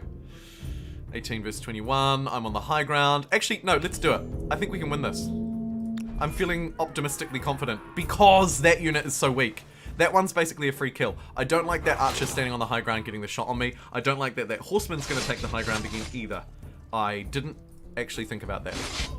However, I can actually just sit here and defend my flag. The archer's the only annoying thing. But I'm just going to sit here and wait. Because they're going to come to me, which is very good, because now they're on the low ground. Also, the horse can charge and die. Brilliant. I will do huge damage to that archer, so it's absolutely worth me stabbing my face at it. We kill it in 2 turns. These 2 hit me and can't kill me, and then I get the kill. How good? How do they climb? I don't know, Zoe! How is the horse not only running through me, but also taking the high ground? What the heck is going on? Seriously. What is that move? Either way, we won that fight thanks to positioning and defense. Also got a military star. Let's heal you with gold because you're very important. You're our only unit in this territory. And Kusa actually doing okay. We're going to be able to get our defense up here quickly, just in the nick of time, I think. I might put a turn into walls. You're going to destroy that in 5 turns. That's fine. And sacrificing for the faster units. Or plus 10 industry, so everybody benefits. Or celebrating in another narrative event. I think we go plus 10 industry, so... Oh no, actually that's only Babylon. Let's go extra unit industry. Screw it. We do need units. And I will use that extra industry to my advantage to produce 2 immortals in every pre-existing city, I think. Maybe an immortal and an archer here. Just so that we don't have all immortals. In fact, even just... those guys should be fine to just do that, I think. We're losing food. We can get food through science. So now we're not starving. Nice. But we are losing food. So that suggests to me that it might be a good idea to place, say, an 8-3-2 down here and here. Ahead of those Gareth Suns. Because we don't need them. Nice. And we're moving through as the Norse. My goodness, that turn was a really long turn. Sorry about that. Bring You humankind can understand that. new By the knowledge, archers climb over a and cliff we rock where they immediately use shouldn't by it any to find means. new Yeah, ways to the kill movement each was a bit other. odd, but you can move through Whether friendly trading units for or free, raiding, so it the is Norse probably a bit of that. deserve credit Hope they had a for historic naval speed most, innovation or at least and someone mods it. brute Oh, force. I'd be surprised if there wasn't a slow mod speed already. Yeah, surely, right? Okay, medieval, back, fresh start, everything's new. Welcome. You Let's have trade news? everything with the Mongols. We'll pay for that, actually, because that's people just will such a good profit trade from for this us. proposal. To try and We boost up the accept. food in our cities and the All industry is in our well. cities by grabbing their strategics. So let's do that. The Mongols and I are going to be the bestest of pals. Let's grab war summons so that my bows can become good bows. Yes. And also we should probably get our harbours down. The sad thing is I don't have any outposts, so I can't build them for free. Gah. But let's do them ahead of our foodies. Let's get them first, because they are, of course, even better for food. I am also aware that the Mausoleum of Humankind hasn't been built. Yes. To be honest, I'm waiting for the ideal time, and that time still hasn't arrived.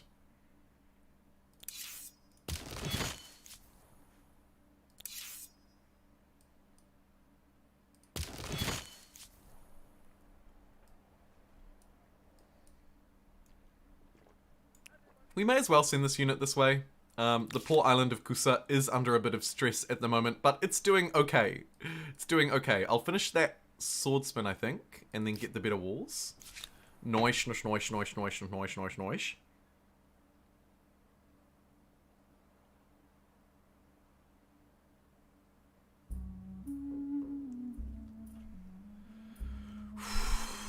Could actually use these units to chop a tree while we wait. It's a little risky because it moves them outside of the boundaries, but it may just give us a little burst of industry next turn. So, oh, no, and we're immediately being fought. Okay.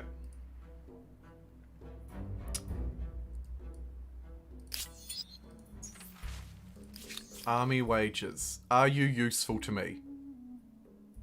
No. Because I haven't gone homeland. Maybe I should revert and go homeland. I'm going to revert and go homeland. Soldiers, For the they extra had best combat provide string. A reliable income.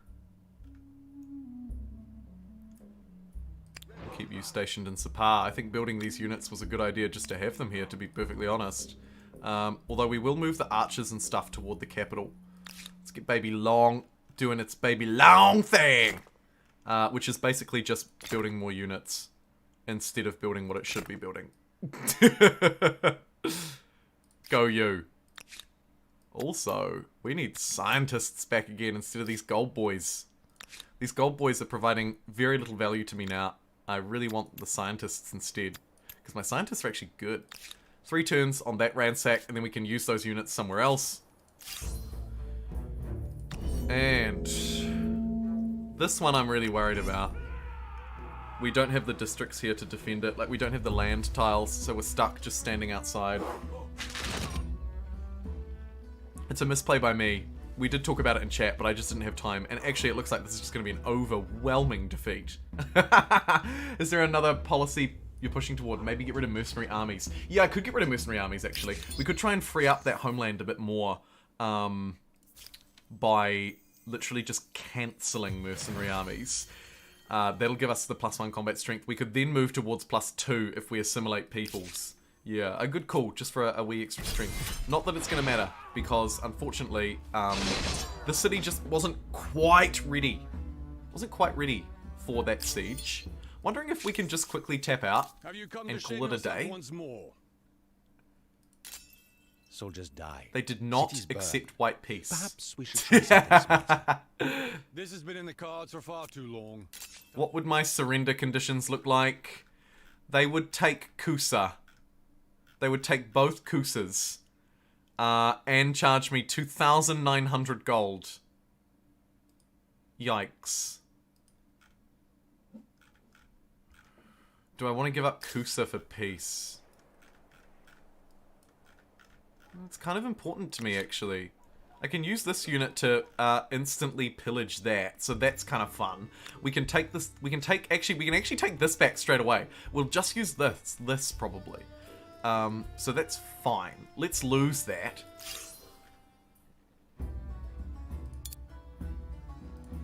I want to get this peasant dead, so that I can get this archer or this unit in here. All hope is lost. Let's be real. This fight is done. No fear. Just gonna auto that. We've lost Kusa. That's a shame. But while we're losing Kusa, we are taking this territory. So we'll swap them for that one. And then we'll take this back with hopefully just this one unit won't get challenged and it'll just take it. There's literally the city of Mykeene can fight Kusa. That's how close they are. What a fight, too! The issue isn't with the slow game speed, it's that everything is slow. Historic speed mods primarily reduce the speed of science, leaving other yields alone so you have more time to experience the errors. Oh yeah, I mean that's fair. That's fair.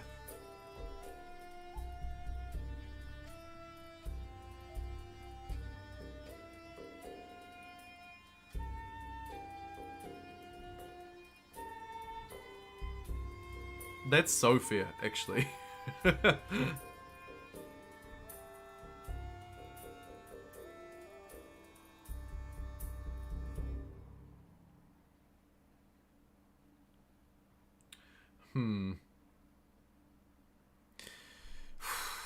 This is this is not ideal. I acknowledge.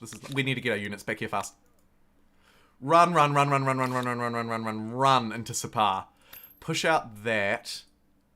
How many districts do we have here? See, we don't really even have enough here to be able to defend. Commons Quarters are nice quick builds for us because they keep our influence high and they count as a district and they give us some good yields. So let's get a Commons Quarter down there real quick. Actually, the yields aren't too bad. A Science Quarter clearly goes there. It's our industry that we're struggling with, isn't it? We need to be an industrialist, I think. I think we really need to be an industrialist. And we're maybe just wasting a little bit of time without industry. Choosing Khmer might have been the play, potentially. Let's try and meet these units in the middle. Try and extract a little bit more value out of Baby Long, if we can. I.e. splash some more money on archers. And then build that dang Norst. Oh, let's get an industrial district first, maybe. Might just be the little booster that we need. 2 units can't take down 4, but let's check their strength. They're at 30 and we're at 32. So we are actually stronger. Huzzah! We are stronger! Are we strong enough? That is the one I don't know the answer to. Got 3 units. Let's just maybe just bounce back into the city. Oh, I should have chopped a tree, actually. We'll chop a tree next turn. Very good. Great success.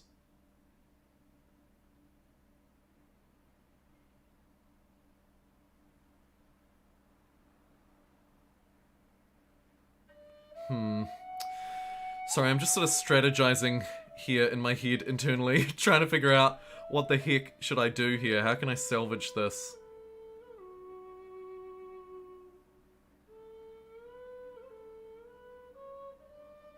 The lack of industry is one thing. Maybe the war. Maybe the war! Yes, of course! The war is our answer. The war is how we salvage this. We fight. We must fight on the beaches. No, but actually, it probably is our key to salvation here, is just to fight people. So let's do that. Let's gear up for full-on warfare. We've got people hiding in Sapar, desperately defending our capital. It looks like they might be moving for the weaker cities, potentially. I doubt that they'll move all the way down to Parsa, but we probably should get Parsa ready. There's a 41 food... Oh shoot, they are moving towards Parsa hard and fast. What the heck is this? Ah! Stop!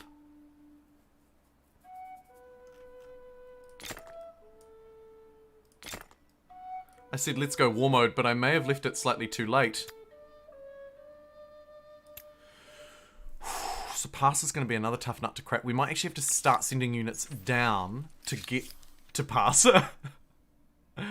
Let's go plus 10% industry on all cities. Wealth and Big political boost. connections determine the But status then we of can't leave something Babylon as either. timeless We're as the stretched land. super thin, basically, is what's happening here in a nutshell. We're stretched very thin. I will shoot 4 people out just to get some walls in Babylon. Seems like a good idea. Move lots of people onto industry to get that Maker's Quarter done.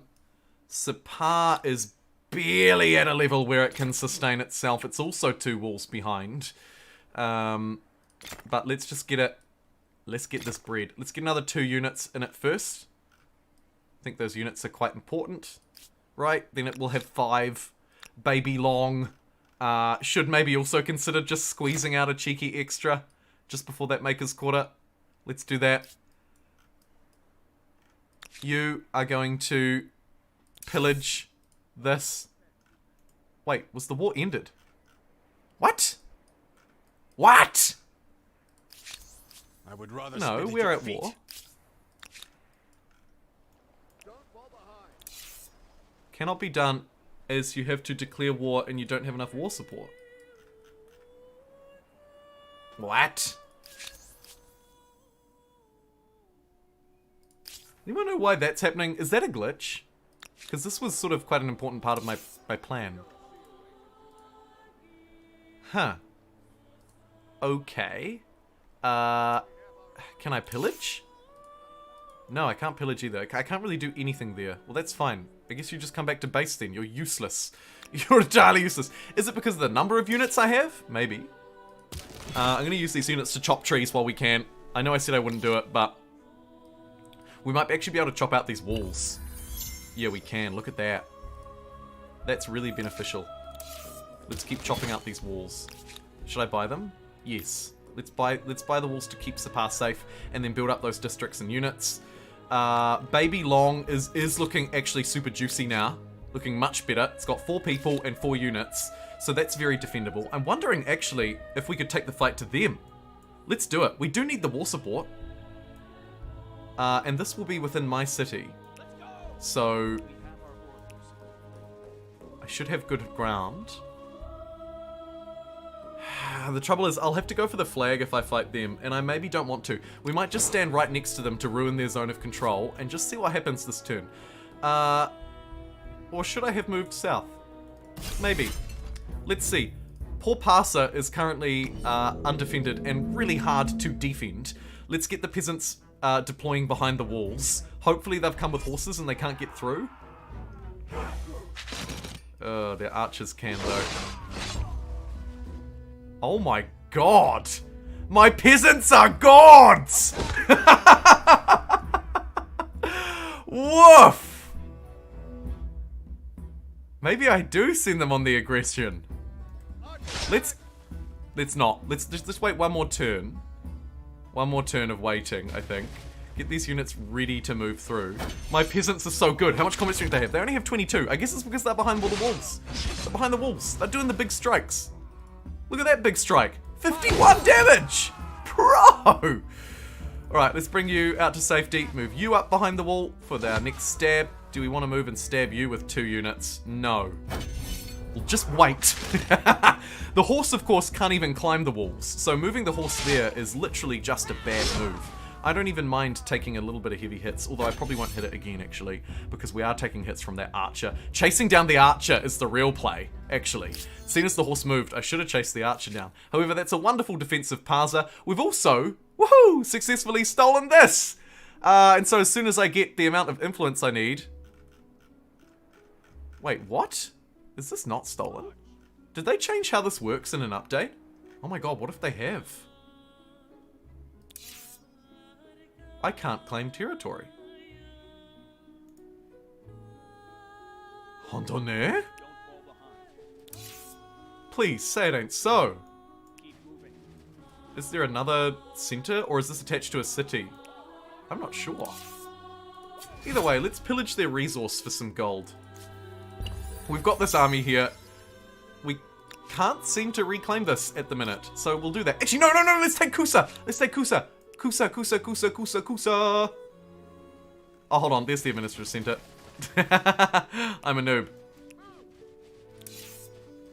There we go. There's the pillage I want. Nice. Let's get rid of that too. You choppy boys could maybe finish chopping, although there's plenty more trees to chop. Let's keep chopping as really an emergency play, just to try and get Sabah built up quickly so it can defend itself. Although, at a one unit fight down there, surely we take that. There's some more war support for us, right? Yeah, let's cut off their reinforcements. Ooh. Speaking of, we did also want to do the boat play. I'm going to quickly build 2 boats by chopping. Gonna scare you off. There's a little bit of war support for me. Nice. Move through and kill that archer, maybe? Ooh, it's actually a fairly close fight. Might send a healthy dude through. Yeah, that's much better. Can we get through the other side? No. We could surround that horse, but I don't think we do. I think we just swap out the healthy peasants. And maybe go for another stab there. Might send you out of the walls, actually. That's for our first move. Gonna move out of the walls.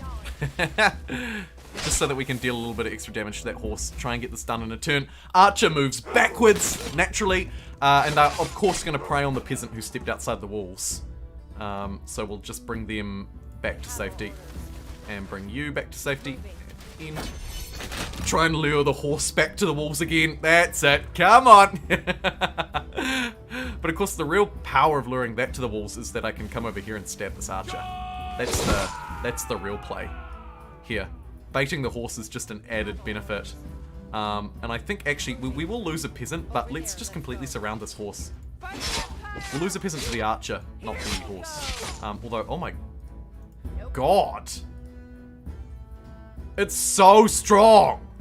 Shoot, let's not do that. That was a bad move. Jeepers. It's double promoted. Like, it's had quite a lot of experience. And I think you will be much better served avoiding them altogether and running over here. Where are those 2 units? And can they... No, they don't have any more movement. That's fine. We'll reposition them into the city as well. Merge you. Chop that tree. It's a little bit far away from the city, but I'll do it. Want to, of course, get my boats online. Now, this is the dream for the boats, right? They stumble across a whole load of land units, and they sink them. The downside is I only have 1. The question is, do I go through? Isn't that expansionist, your militarist? It's expansionist to claim the outpost for yourself, but anybody can pillage an outpost. Yeah. But if you're an expansionist and you use your expansionist ability, you'll not only pillage it, but also turn it into your own. That's the expansionist thing. Gotta go for dinner. See you, Tinker. Enjoy your dinner, whatever it has in store. And hello, Terentius. Welcome. The upside to me maybe accidentally locking myself out and starting a bit later today is that you, my friend, get to join in because the time reserves, the time's a little bit better. Iron reserves, mobile peasants, faster growth. Should we do the mobile peasants thing? Yeah, we should, actually. Let's do the mobile peasants thing with our iron reserves. Let's do it right now, in fact. Great idea, PJD. I love it a lot. I love it a lot, actually. Continue to deforest here with these spare units, sending some industry into the city. And I'm actually going to go for the 3rd boat, I think. I think we probably need 3 before they become a force to be reckoned with. But I really like the iron reserves idea. It will take away our population though. Right? We've lost everybody. But that's okay. The iron reserves. Our mobile peasants. What should we do with them? Could have a huge whomper of a battle up here. Do want to take that island. I also want to take Kusa back. But we might need to do a grand fight here first, then take Kusa. So I'm just going to move them out of the city. We can actually use them to chop trees. They are mobile foresters, providing even more industry into the city. Oh my god, the playable plays. Here it is, the playable plays, and the secret strength to the militarists. Their iron reserves, right? We've just used the iron reserve, summoned 5 extra dudes. They're weaker than normal, but if we upgrade our walls technologies, we'll continue to improve them, right? So feudalism, for example, will definitely be my next pick. It's going to take a long time because my science is garbage. Why? For Home Guard. Home Guard will buff our peasants even more. But really, of course, also, we can use them for functions like this. Chop wood. Why would we do that, you ask? Well, of course, as we know, if you select it and hover over, you can see... I'm not going to show it because I've already done it, but it would provide 80 industry per tree chopped on the speed with these units. I'm not sure if it varies by game speed or not. I'm assuming it may, but I don't know. Either way, should we destroy this double promoted archer? Yes. Successfully defended the city of Parsa. And now, for goodness sake, Parsa, learn your lesson. Let's build some districts. I think just having an industrial district or 2 next to the city here is going to be huge. Huge to helping defend it, but also just helping it build stuff in future. So let's just go 2 industrial districts. Queue up some vital infrastructure for down the line. Couple of units queuing there. I'm happy with that. That's fine. And then Parsa should be able to defend any more attacks in future, particularly after we get our better peasants online. This fight is a real bad fight for them. Unfortunately, they're not actually going to push it. They're going to place me under siege.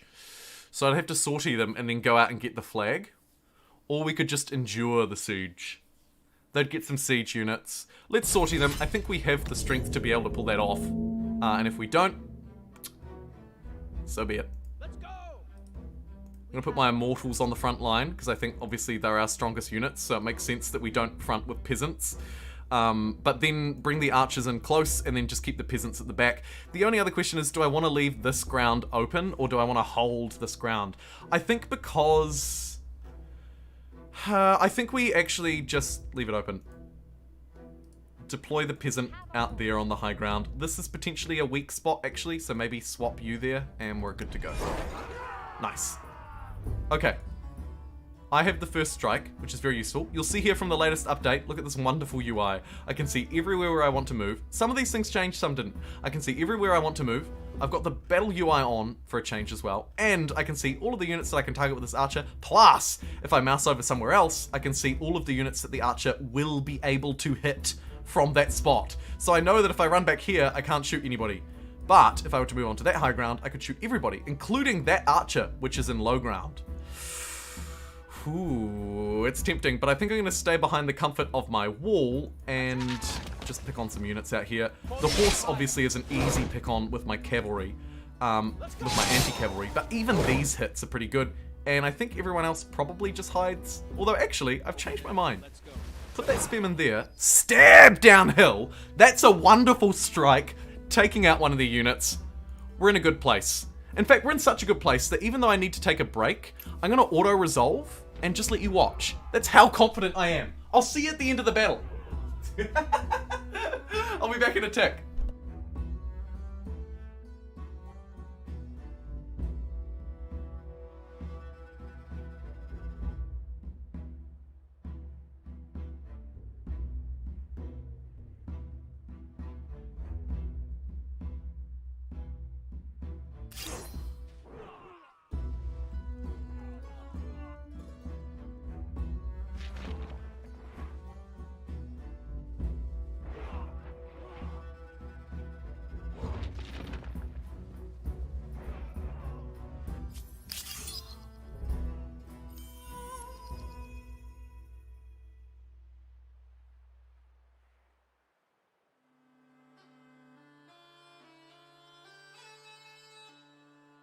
Oh my god, he's back, and he earned a military star. He sees 1 peasant perished in the process. Units don't even block anything. Combat has no position or terrain strategy anymore. I don't think the strategy has changed at all. I mean, you were watching auto-resolve, so you're watching the AI fight the AI. Peasantries just go through their units. You can move through adjacent units. Their unit died. It just didn't process on screen. Oh yeah, the units are gone. Look, they're all gone. No one was left. Great result. We're pillaging that in 3 turns, and then we'll take it for ourselves. There's their entire fleet left out there. Okay, cool. That was a great defense. Let's leave the boat be. Now it's got 3. Now we strike straight away. Manual resolve. I may lose these boats. I know that. But getting this strike off instantly while they're in the water is huge. Why? Because of that. So we move you there, you there, you there, and then we go sink, sink, sink. This is our strategy! Playing out like there's no tomorrow. Particularly our north strategy, right? We quickly build 3 boats. Very quickly. Hustle 3 boats in and then attack your opponent while they're at sea. You'll see they're fleeing back to land where they're actually, you know, a little bit easier to defend. But my oh my, by catching them off guard out in the ocean here, I've basically ensured a success even though I'm wildly outnumbered. Take a look at this. It's 3 units only versus this huge roster. What do we got? 4 by 1, 2, 3, 4. We've got 20 units that we're fighting here in battle. And I've got 3. But the power of catching your opponent at sea shouldn't be understated. This double promoted archer would be a huge threat at land, but at sea, dies in 1 shot. This one as well, see you later, friendo. This double promoted warrior, no problem. The power of catching your opponent at sea. So long as you can defend their volley of weak attacks, you'll be fine. Why are the attack weaks? Well, as you may or may not know, land units are much weaker when they're at sea. Take a look at the combat strength of the swordsman, for example. Actually, it's still quite strong, but its attacks itself, very weak indeed. You would have seen it was doing around 7 damage. You'll notice I haven't lost a single boat, yet I'm one-shotting every enemy unit that dares sail close to me. This is the power of naval units. Very good indeed. Oh, you were responding to that. Thank you to Zombie, appreciate it. Eventually you'd have no more text to lose. Teeth are limited, but dentures are forever. Teeth, rather, not ticks. Although it's also true with ticks. Ben, I almost split my lip yesterday. Tightening some wire around a freshly laid piece of insulation with a wire snap. Oh, why? Oh no! Dental disasters are the worst. Oh, they're so painful. Don't put sharp things in your mouths, kids. Oof. Immortals can upgrade to anti-cavalry. It will give them more combat strength, but they'll lose stronger when fighting from high ground.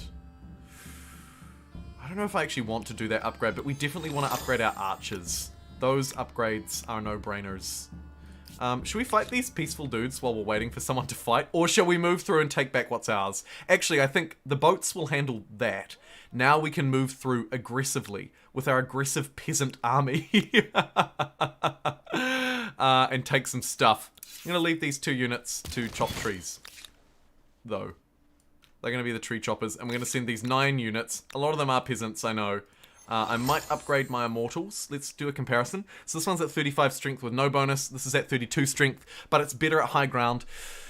So the pikeman is therefore more versatile, because it's better in all ground, right? So I probably do just upgrade to it, I guess.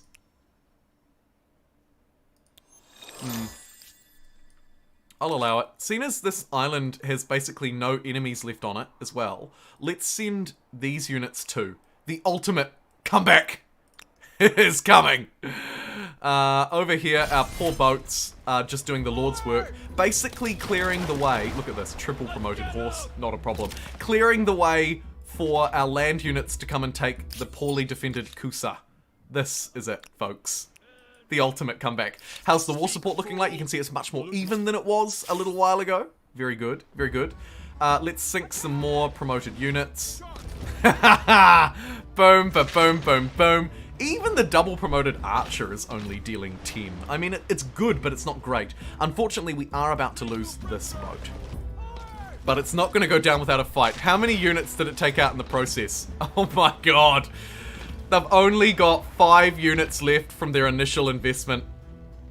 Granted, I only have 1 as well, but what a thing. I think that should be a lesson that I should get another boat, right? Oh, we can't because it's in the battlefield. That's fine. Let's end turn. Cue your foresting.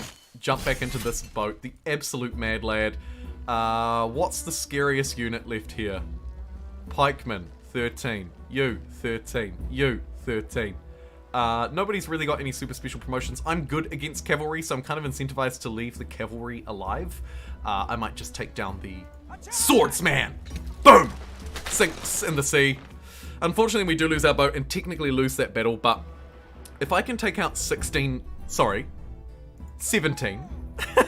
If I can take out 17 land units and only lose 3 boats in the process, the game considers it a loss. I consider that a huge victory. Look at that. 17. I mean, the outcome of that fight speaks for itself. My 3 boats, yes, I did lose. And yes, I did lose some war support, and that's important to bear in mind. But I took out 17 land units in the process. Yo! We, by the way, are still at triple-digit viewers. 80 viewers on YouTube at the moment. 30 on Twitch. 76 likes. We might actually make triple digis on an off day. That's amazing. The newly conquered cities can. A great point, PJD. Jumbo, it was 56. Oh, sorry, I have already responded to that. I was just going through chat, but it looks like there haven't been too many new messages lately. Alright, let's finish off this war, then. Because I think we're in a position now where it can swing totally into our favor. Let's go. Go, go, go, go, go, while the iron reserves are hot. We've just finished destroying this, which means I can, like I say, we're not an expansionist, so we don't claim it for free, but we can basically just jump straight back in and claim it. I'm just going to move 1 tile this way, grab slightly more industry, smash out my outpost harbour. It's also a great one, because look, it connects these cities! Woo! Oh, what a place to be. How good. How good. And shall I evolve this one into a city? I mean, we do have a huge city cap, and we're not doing a lot with it. I haven't got feudalism. Okay, I need feudalism first before I build any new cities. So let's just wait for feudalism. It's 5 turns off, which is a huge yikes. That's going so slow. Unlike me, who's surging in towards Kusa. And look as they flee back this way to try and stop me. Oh no. Okay, they've limited my deploy and they've got the city. This is not good. We might actually lose this and have to come back again if I don't retreat. But I have to fight because I'm just going to fight my other units.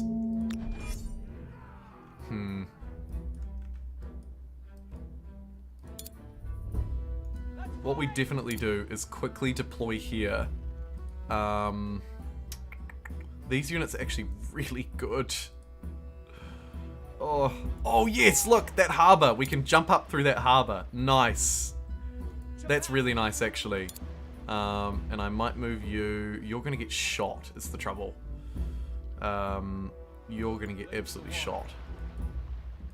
Unfortunately, the peasants also took the main deploy, which is super annoying because they suck. However, I can get the rest of my units in. Let's grab the flag. That'll irritate the ever-loving crap out of them. Let's block this spawn. That is big for us. That is really big, actually. I'll take out this archer because it's going to be the annoying one who shoots my land units, probably. I can currently shoot no one from this spot, or from this spot. Makes it quite awkward. I'm gonna have to move up here and strike. I was hoping to take down this archer this turn. And we did it. Why? So I can get the high ground next to it, basically. And then we'll just plump out this gap. Okay, cool. We've blocked their spawn here, so they can't redeploy down south. And we're starting to bring some extra units in. The trouble is, their other city is within range. This is a really hard fight for Kusa, actually. Isn't it? It's actually such a difficult fight.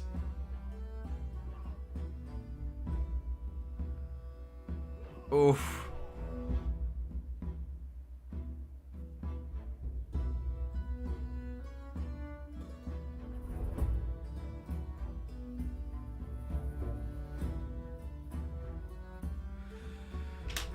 Okay, it's not in our favor, but we're doing okay. Don't play. Mood. Or you want a massive update to war support. Seems underbaked. Yeah, we do want an update to war support. Definitely. Definitely. Block the spawn. Oh yeah, Zoe. Oh, my heart goes out to you. A fantastic suggestion. And even then it might not be enough. Let's have a look. So, my archer can shoot only one unit thanks to line of sight concerns. That's fine. Here's the high ground. We may want to stab off the high ground with this unit, but it's too late. The pikeman is here. Sadly, there are no horsemen for the pikeman to pick on, which is another bit of a letdown, to be totally honest. So let's just pick on this unit. Stab, stab, stab. And then, unfortunately, just defend, defend, defend. But we can get these ones positioned a little bit better. Like, move you through, move you up, get you on land. Great success. I actually kind of want you on this land, so I'm just going to move this one back this way. We don't need to use the harbour so much. Reason being, the harbour is actually in range of these archers, so this peninsula is awful. An awful spot to be based. Industrial production. Please, please, but please, please, please. Give me +1 farmer on my food control of slots. vital products Very and needed. resources, paradoxically, could provide more Let's get freedom Mausoleum of and Halicarnassus. We've waited way too long for that, I think. I'm going to build it somewhere where stability sucks. Sapar, just do it. Just do it, Sapar. You've waited too long. Bury it up in the north. I know I'm at war and I should probably not be building it while I'm at war, but I don't know. I just feel like it's been waiting for ages. For, like, no reason. You know what I mean? Let's raise some iron reserves out of here. And chop down trees with them. Because they're free pop. And these 4 units are going to nearly upgrade. Let's just heal them. Oh my god, we can actually reinforce with them. Oh, that is really good.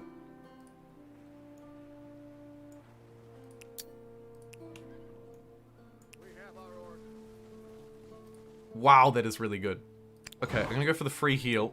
Except for you, I'll heal you. Everyone else can heal for free, and then we'll upgrade... Actually, next turn we can afford to upgrade the archer just with the money that we make. So I'll upgrade one of these guys into a pikeman, and then upgrade the archer next turn. We've got 4 great units to come in to reinforce. And honestly, it looks like just in the nick of time, because this is not going my way.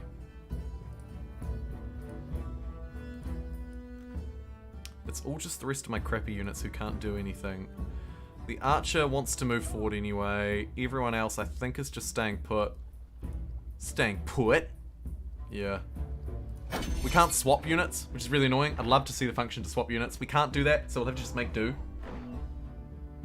It's a shame!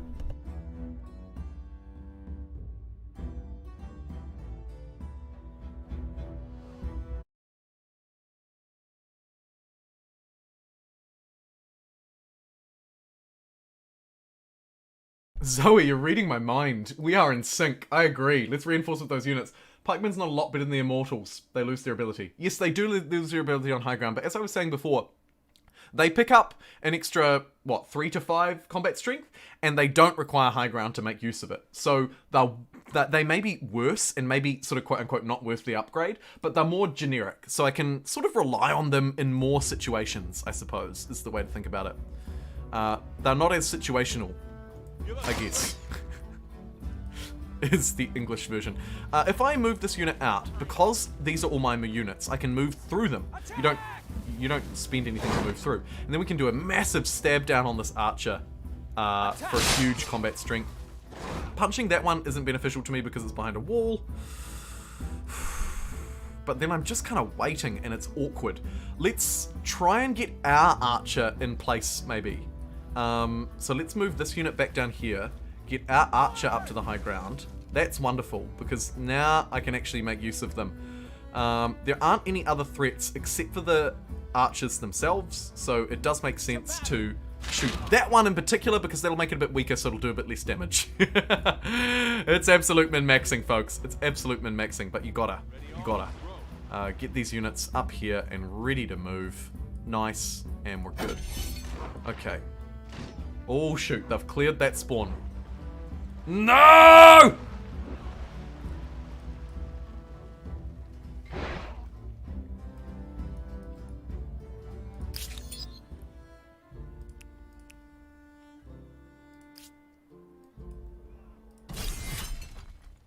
This is a tough slog. I wouldn't be put off too much by the fact that the war support is so not in my favor. Reason being, of course,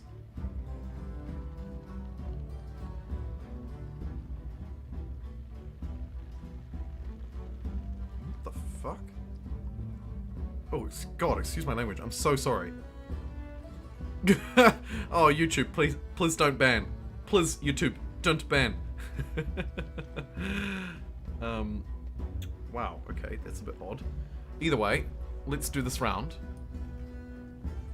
Do I fight them while they're in the sea? I don't have any boats, though. Where are my boats?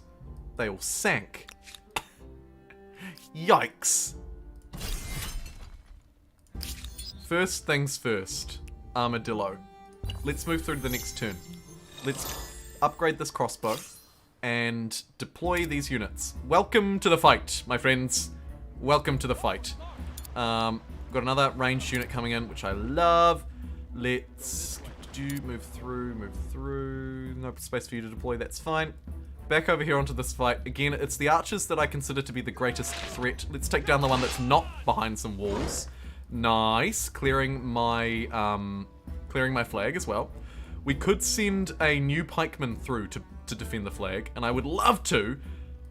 Just doesn't quite seem to have the movement. So we'll send this swordsman through instead. Hopefully clean that up. Nice. That'll let us bring through the... Oh, it still won't let me bring through the pikeman. What the heck, pikeman? Just send a peasant through, which I really don't want to do, but I really want to sort of encircle and fight these units. But yeah, we just don't have the movement. That's fine. Let's just move up.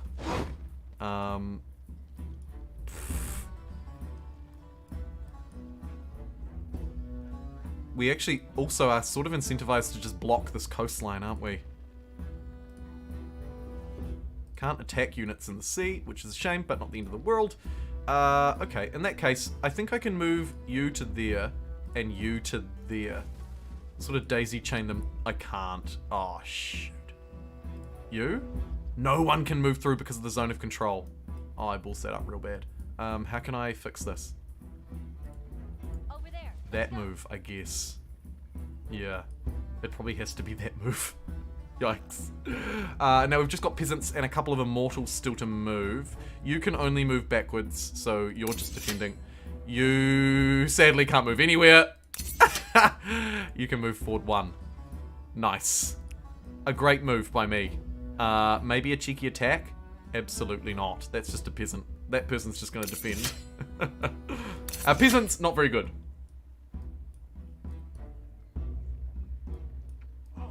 Okay, what damage am I taking? And is it horrendous? I think the answer is yes!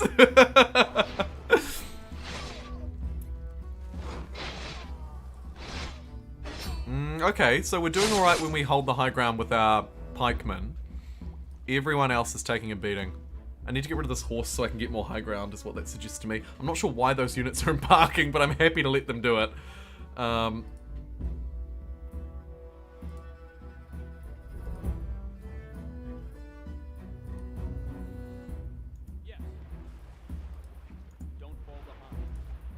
Can't move through, but they left that spawn, so it's actually all good. Let's just sail in. I think we can afford to risk it for the biscuit. I think. Oh, it's a big thing. Okay, so that unit's gonna die, so we'll just click you and click defend, you poor citizen. You are anti-cavalry, so you really should attack the cavalry unit next to you, most likely. Might just take the low ground hit here. Stab. Can you come in and finish? No, because you're a crappy peasant. You, surely. Oh my god, why can't you move? Why are you so useless? Why can you not move through there? Oh, it's an enemy. Boom, boom. I didn't even realize. Okay, stab it. Damn colorblind.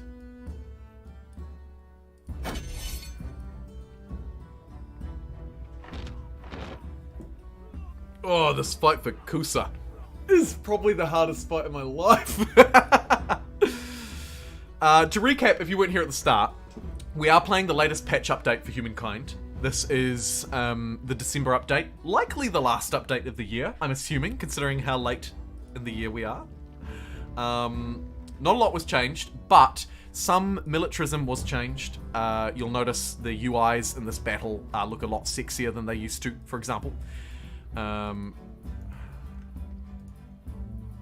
can that archer not shoot that, but it can shoot that? I don't get that. Line of sight, I guess. Yeah, so that changed. Not a lot changed in terms of like cultural balancing. If you went into this expecting there to be a cultural balancing patch, you'd be a little bit out of luck. Lots of fixes. Again, just a massive number of fixes. So many fixes in every patch update, which is so good to see. And reading through them, a lot of them are important things, like things that I hear you guys talking about to me in the chat, things that I've experienced myself. So it's wonderful to see that support. But in general, it was basically huge buffs to the AI and some changes to combat. Those are the two main ones. So, yeah. Oh, my chat isn't refreshing. That's why I'm not seeing all your messages. I'm sorry. I'm sorry. I think Pikeman has 1 combat strength more than the Immortals. I never upgrade them since the Immortals usually have a veteran. Fear. Is it only 1? I thought it was 3. At only 1, it's definitely a much closer call. Maybe not worth upgrading. Although still, of course, it's still 1 combat strength. So like, turn your nose up at 1 for the chance of standing on a hill? I don't know. I don't know. And the veterancy thing is a non-issue.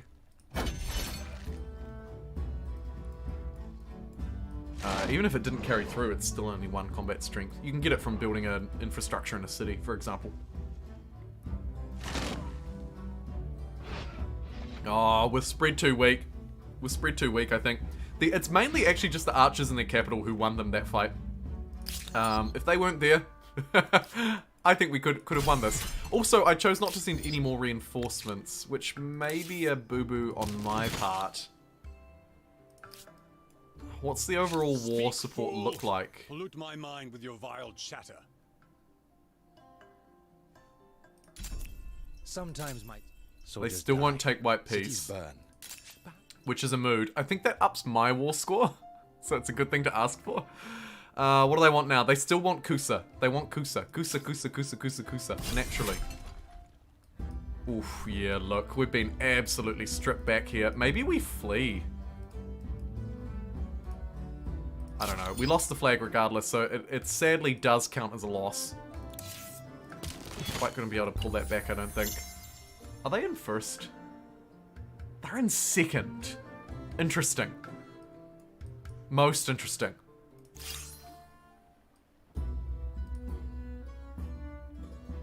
Well, one thing I'm going to do for sure is try and take out that archer. Sink that horse in the sea. Dumb place to leave your horse. I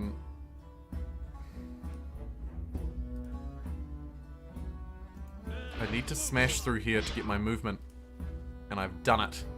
Nice. Although you'll be hit by the archers if you move there. Let's send the peasant in as literally just fodder. Nice. Because I'm gonna gun for my flag again.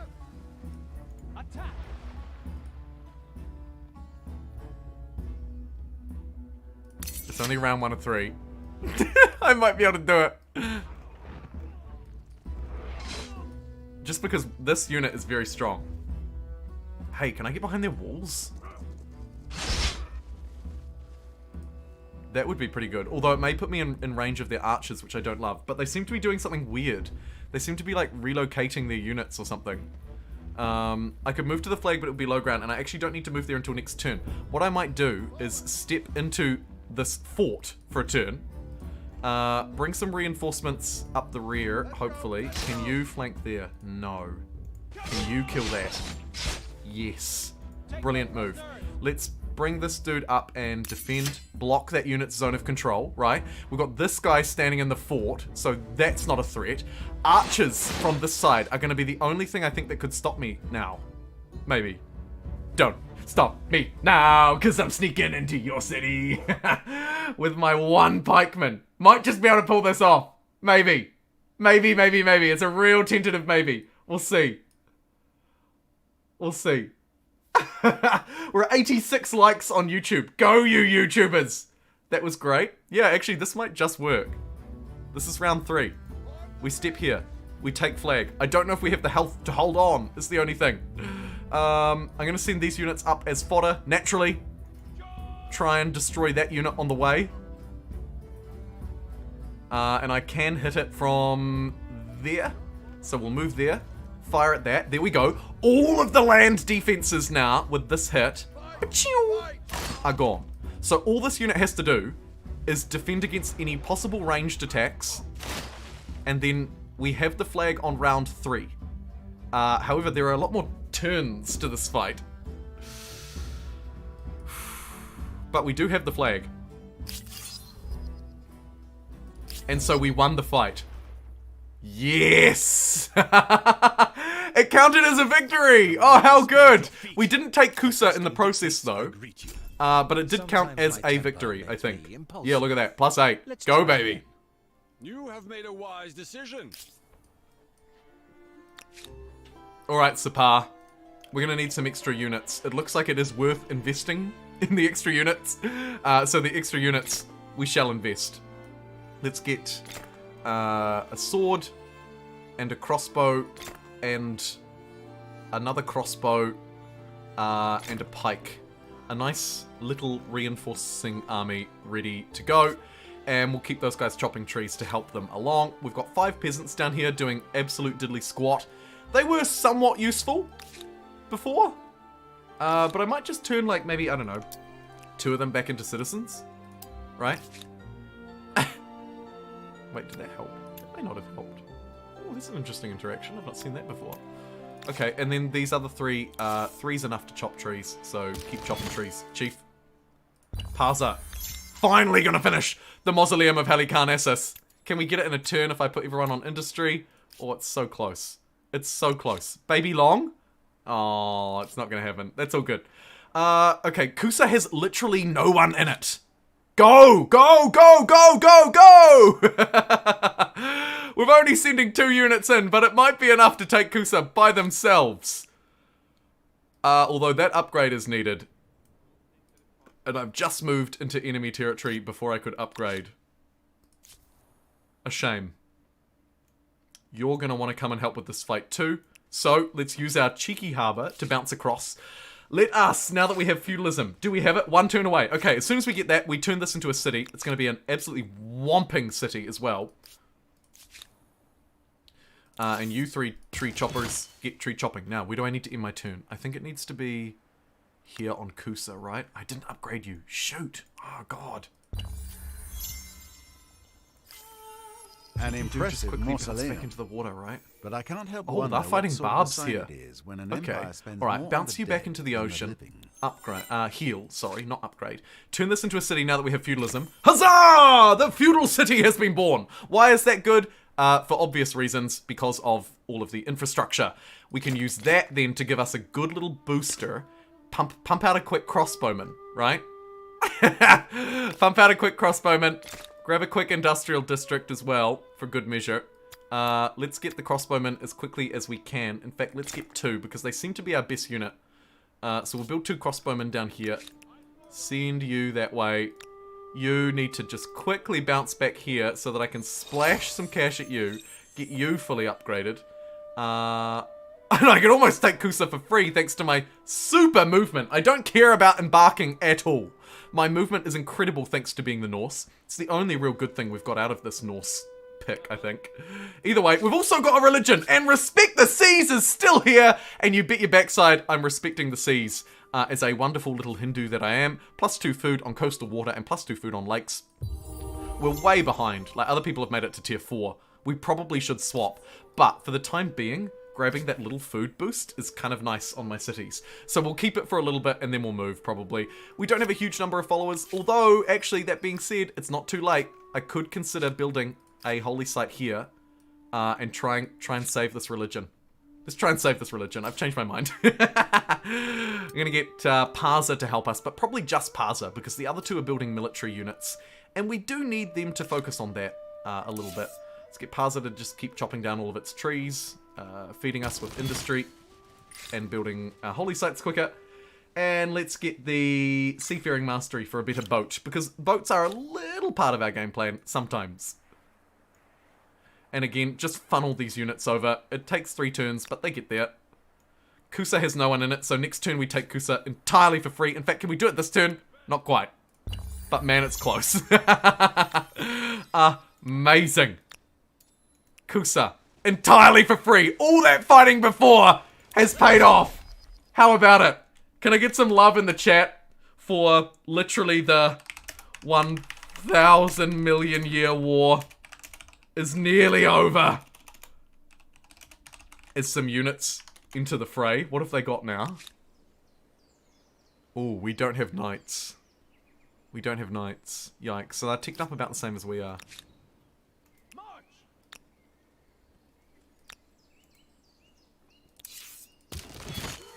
Quickly. Actually, no, don't chop down those trees.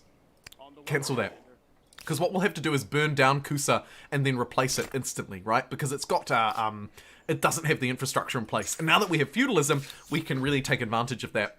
+5 faith or +3 influence. I'm actually going to go with the 5 faith because it pushes me towards homeland. But I'm not going to do it yet because I just don't have the influence to do it. Probably not going to do it for a while, actually. Here's our newly buffed peasants. They're at 31 strength now, and they've got home guard. Appears automatically. Nice. Naturally. Keep chopping down trees. Pass it. Doing the Lord's work.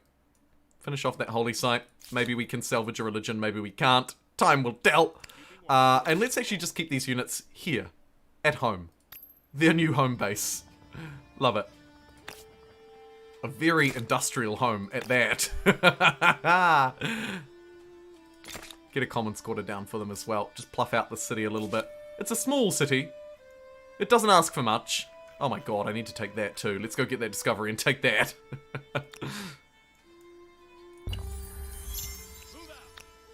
Cool. And Kusa is here. And it's defended. And it's got a cool harbour potentially coming online. Any strategic position for this? Not really. We'll just go for the best spot. But, actually, first what we want to do, hilariously, is burn it down. So, sorry, that harbour's actually not going to happen. Harbour, not going to happen. Although, I guess I could just leave it queued. Burn it down, instantly replace it with a new territory. Which will do weird things to the war score as well. Usually good things, I think. I think it's usually good things. This crossbowman's doing nothing, so let's get it to chop a tree. Okay, pan over here. Quickly, want to replace the city. Quickly place down a harbour. Quickly rebuild the city. Boom, boom, boom, boom, boom. And we're good. But we're going to need places to stand. Because we don't have any. So let's get an emergency garrison built. Boom, I love that. Should we get another one down as well, just to really fortify the homeland? I think we shall. Let's actually shoot 2 people out to build that. Because we've got a harbour, so we've got huge early game food being produced. In terms of districts, obviously it can't hurt to have a maker's quarter or 2. So let's also build 2 maker's quarters here. And Burka, the brand new city of Burka, is looking really sexy. It's very well defended. Should we reattach this territory up to it for old time's sake? We probably should, but let's save up and get the harbour, because we can finally get a free Norse harbour there, which is a wonderful move. And you units, why did I even build you? I'm not even sure. Could consider going and looking for some islands with them, actually. Let's do that. Now that we're the Norse, we should go exploring. And keep these chi choppers. Keep these tree choppers chopping trees. Whew. Said that 5 times fast. I dare you. Amazing. Sack it and attach it to my new city? Yeah, just burn it all, right? Burn it all! Sus? Should I go for sus? You reckon? Burka is not Norse, it's Swedish. Fact check. Oh my god, come on. Come on. It's nobody's at the moment. It belongs to no one. But it will be mine very soon. Boom. Hey, look, another civic. Hey, look, it's slaves. A good one for us down the line.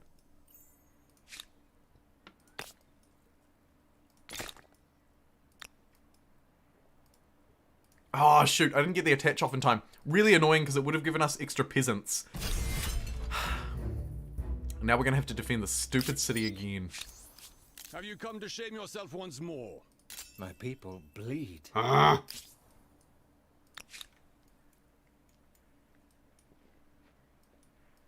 Let's send the chopping crossbow over. Let's send these crossbows over as well. Open this up. It's their prerogative to attack, which is great for me. So I'm going to go manual battle and just turtle the frick up. This peasant is unfortunately left out of the walls. Feels bad, man. You're going to lose. But otherwise, we'll just keep everybody turtled up behind our walls. We're in a much better position to defend this time than we were last time. The only thing I would say, British moment, an island is a colonization opportunity. Absolutely. Cheeky homefront fortress play. I should have fortressed a little bit more, but we did get a couple of fortresses in place, so that's all good.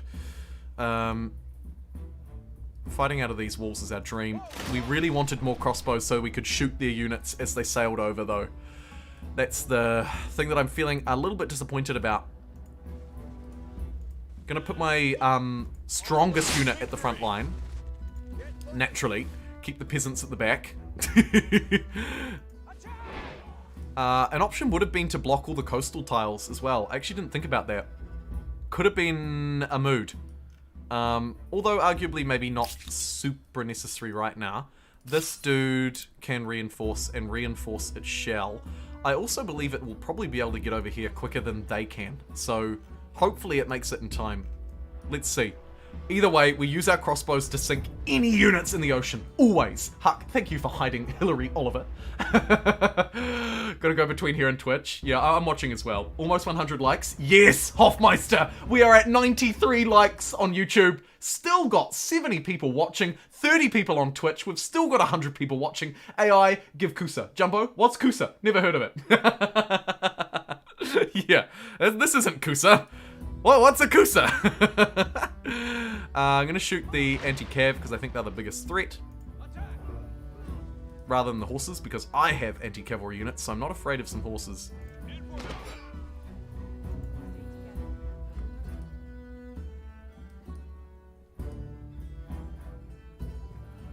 And yeah, let's just sneak this unit up here. These units want to sneak in as well, but they're going to have a hard time. Hello? Cannot reinforce for some reason? Just one? Can't. Just me? Galley could do that. Oh, they have no movement, right. Let's defend. These archers, again, the most annoying thing of all, right? Era 1221. Nice to see you in chat again today, friend. Not sure about that troll emoji, but I'll let it slide. In fact, I'll throw a Jimbo at you for good measure. How are we doing on the YouTubes? Yes, almost 100. Just go website. Literally, just go website. Oh my god. Just go website. Go website it. Come on, noob. The websiteist. Amazing. Tree choppers. Keep on chopping trees. Doing the Lord's work for poor old Parser over here. Which is slowly catching up. Could consider actually just burning this down as well, but might refrain. Getting some districts online would be a really good idea as well. Should probably queue up a few of those as we get our industry online. Poor Parser. Also have this territory to connect. Also should be checking on my stars, because even though we're at war, we do have a fight to do. Got our militarist stars. Cha-ching! Haven't got our expansionists, but that should sort itself. There's actually a way to do it right here as well, isn't there, with Neth. Baby Long, take Neth. Well deserved. Let's get some extra people thinking about science as well. I'm going to pinch one from everywhere. Actually, maybe another Goldie. Maybe another Foodie. Got a lot of excess food. Yeah, let's fill out our scientists. We ought to. Let's also buff our harbours in any way we can, because we do have good harbours. Get our walls, just in case shite hits the fan. And also get our infrastructure improved. Nice. Oh god, I also need a school, don't I? Oh. Sapar's looking pretty. You, my friend, are going to claim this, but first, you may as well hoover up all these discoveries. Hoping for some influence. Yeah, baby. That's brilliant, actually, because that means that this guy can claim this sooner than expected. Good stuff. Alright, Burka. The old... What did it used to be called? What's websiter? Websiting? It was something starting with C, wasn't it? Somebody in chat had it. Hold on, let me just check back through.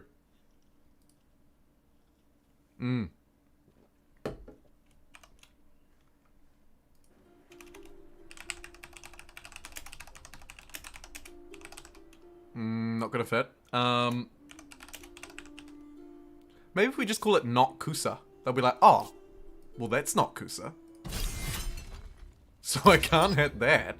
Okay, these guys have got their movement back next turn. Nice. It is also time for us to choose a new culture. I might go remind me later, start taking some suggestions, and think about who we want to poll next. Again, sinking units is always a good idea, but I could take out that archer in 2 turns. I think we'll just sink. When in doubt, sink. Welcome to the Promised Land crossbow. Looks like none of these spots are very good this turn, but that's okay. Could stab down there, but I might just defend. Oh no, I'll stab down there. That's a whomper of a stab. Again, I'm willing to take down the archers at great pace. And what we might also do, actually, is swap this guy out here, because he's quite a strong unit. Put him there, position the peasants on the flag. Maybe put the archer behind the walls as well next turn. Very good idea, I think. Sorry, the crossbow. Let me show some respect. I think everybody's had their turn, haven't they? Yeah, cool. That will continue next turn. Okay, that defense, this is actually going totally fine. Again, it's kind of a bit of a misleading fight, because they have a lot of their combat strength, for example, sitting here doing nothing, right? There's about 100 strength there, and they're only able to plink at me with an archer. So, you know. Move you there, move this archer onto that front line, and let's now start firing across at that one. Plink, plink. In fact, we can take him out in a turn. Oh, come on. Come on. Oh, well. Stabbity stabbers. Put you there. You can finish off that archer as well. And now I feel very comfortable. This is great. It's in my favor, almost, which means it's massively in my favor because I'm the one in the city, not you. Not you and not Kusa. There are some more reinforcements, but I think they're going to be just a little bit late. Good.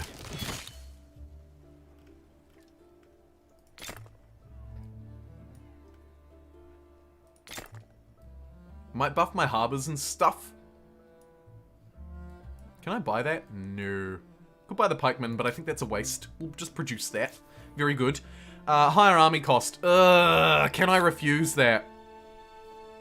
Let's see, I'm at minus 150 and I'm at positive way over 150. Yes, I can oh, no, I can't refuse that, unfortunately. Looks like I'm bad at maths. Not the end of the world, though. We can handle it. I don't want to enact that civic because I need the extra combat strength at the moment. If you're wondering, why not just do it? That is why. Let's sail across the ocean, see if we can meet some people. We do need to focus on trade still. I know that I have trade routes here waiting to be bought. That's a much better use of my money, probably, than spending on a pikeman. So, let's hoover up these trade routes. There we go. You're completed. Mongols, tick. Sea discovery next to you. Absolutely taking that money. And tree choppers, you know the drill. Ooh, this is where it gets kind of spicy. My 2 archers, again, are very interested in taking down the enemy archers because they're the biggest threat. So let me just shoot across at you, and everyone else can probably just stay put. Just gonna plink with our crossbows and that's it. Makes me think moving forward I should probably just be building ranged units and defending, because I don't think we quite have the technology, the industry, or the science to actually win a particularly successful aggressive war at the moment. Venetians, good for money. Okay, you're chopping the place where you put the industrial quarter on Parser. It's fine. It's only one industry. It's only one industry. I'd rather take the immediate 80 industry than the 1 or 2 per turn, you know what I mean? It seriously is a no-brainer. I would suggest you do the same. I think people really underestimate the power of chopping in this game. Like, if you can chop something and complete a district in that turn, and miss out on 2 forests, 2 industry from a forest tile, that's a good deal. That's a good deal. I mean, the game's only got 70 turns left, at the most, roughly, right? You should be chopping. Mathematically, it just chop. It's something I don't do enough, and I do it all the time, and I still don't do it enough. If you've got units standing around doing nothing in particular, you should be doing it. Even if it changes your yield slightly, it doesn't matter. It doesn't matter. 80 industry off here for -1 or 2 on this tile? Absolutely! I'll take the replacement here, I think.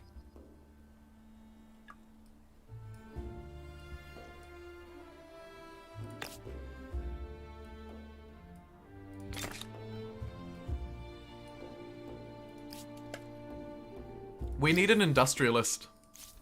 If we want to win this, we need an industrialist. Let me throw in a poll nonetheless, though. I'm hearing Venetians. Who in the early modern era benefits from trade? The early modern era, let's be real, is the lame era. I don't even know if we're that much of a trade king, though. We're actually only trading with 1 person. Like, yes, Venice is good, +1 money per trade routes. It's probably only +20 cash. That's like 1 or 2 districts. The influence generation from them, though, is quite nice. Who else would be beneficial for us? So Venice, if we want to go trade. I don't think we quite have the religious strength to pull off the Spanish, who are focusing very much on religion. Don't isolate that. Ottomans and the Poles. I don't think we should go the Poles because we're just coming out of a militarist and we're probably ending this war. The Muggles, I think, is a reasonable pick. The Muggles also provide a little bit of influence, which is nice because we have had an underlying militarism the whole way. They're also probably the least used. And their unit is ranged, which is nice for me. Ming would be not a terrible pick. Zhou would also be not a terrible pick. The Dutch are our other market one. We know this from the stream that I played last week, or the week before, where we did the merchant run. They get +1 money per pop, though, and also benefit from being near harbours. We could make a sweet bit of cash money from being near harbours, actually. Particularly because my cities are quite narrow and built near the sea. Maybe the Dutch are better than Venice. Muggles for the elephants. Oh, look at that elephant. Woof. Alright, okay, I think we've narrowed it down to essentially 3 choices here. 2 of them are merchants, which is a bit odd, but I will happily recommend them both because I think they do very different things. Venice is all about trade, whereas if we play the Dutch, we don't care about trade at all. We just want to build their district near our harbours, which we can do. So, will it be the Dutch? I think probably the second strongest choice. Will it be the Muggles? Not to be confused with You're a Wizard, Harry. I think they're likely the strongest choice. Or will it be Venice? Who I think are probably the weakest choice. Let your votes be heard. We'll run a quick poll this time. 2 minutes. Venice is atrocious. A mood, Divine Shadow. The Dutch then? Peter? Muggles have elephants. Ben, very true. Terentius calling for the Dutch as well. Yeah. I think the Muggles are probably the best bit in terms of winning. Saw Fantastic Beasts 2 last night, you elitist. I see the trailer for Fantastic Beasts 3 came out. I'm not a huge Harry Potter, Beasts, blah blah blah sort of fan myself, but I have watched them and I do enjoy them. So yeah, there you go. Who will it be? Let your votes decide. Will it be the Dutch? The Muggles? You're a Muggle, Harry. No, I'm not. Screw you, Gandalf. Harry! There's a little bit of there's a little Harry Potter sketch for you. Either way, there we go. The poll's live on Twitch and YouTube. Let your votes be heard, Twitchers and YouTubers. We've got about 30 people watching at the moment on Twitch and 72 watching live on YouTube. And oh my god, we're only 2 likes away! Can we get 2 more likes on YouTube? It could come from you, some old guy in Hawaii. Or maybe you, Clockwork. Or maybe you, Divine. Or you, Fawn. The options are endless. Who will it be? 1 more to go, folks. Whoever it is going to be number 100. Thank you very much. Bull S elephants all the way. Are they super OP?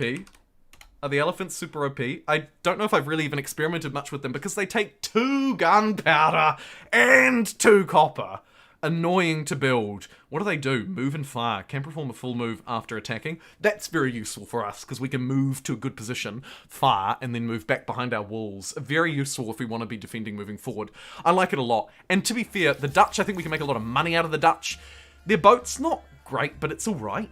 And then you've got the Venetians, who we can make a bit of trade out of them. Again, not fantastic, but it's alright. I'd play all 3 of them. I don't mind. Either way, I'm going to just quickly swap to an ad break. A quick 30-second break. Just a quick drink break for me. Place your votes, and then we'll get back and see how they went. See you in a sec.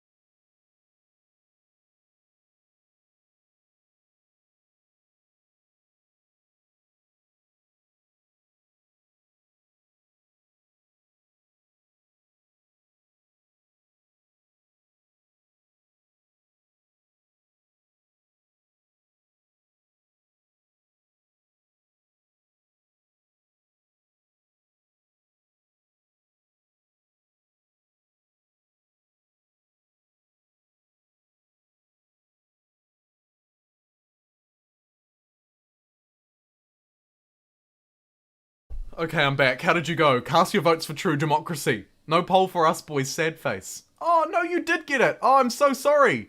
An error occurred. Try again. Oh, I'm sorry, YouTube. An error is occurring on your poll. I'm trying to push it through, but it just won't work. An error occurred. Try again. Ah. Hold on. I'll quickly try and remake it for you. Sorry, YouTube. You have to go over to Twitch to place your votes. Looks like Twitch's vote will be the vote in that case. Lucky we have 2 sources of democracy. No, let me just see if I can quickly give you a chance to let your voice be heard. I'll try once more. Mugs is short for muggles. Venetians means Venetians. And Duchy means Dutch. Let me just try one more time. An error on this stream. Inconceivable. Triple digits! Oh, we did it! Triple digits! Go you! And it looks like your poll worked too. No refresh, but 112 likes. Oh my goodness, you smashed it out of the park. Thank you all so very much.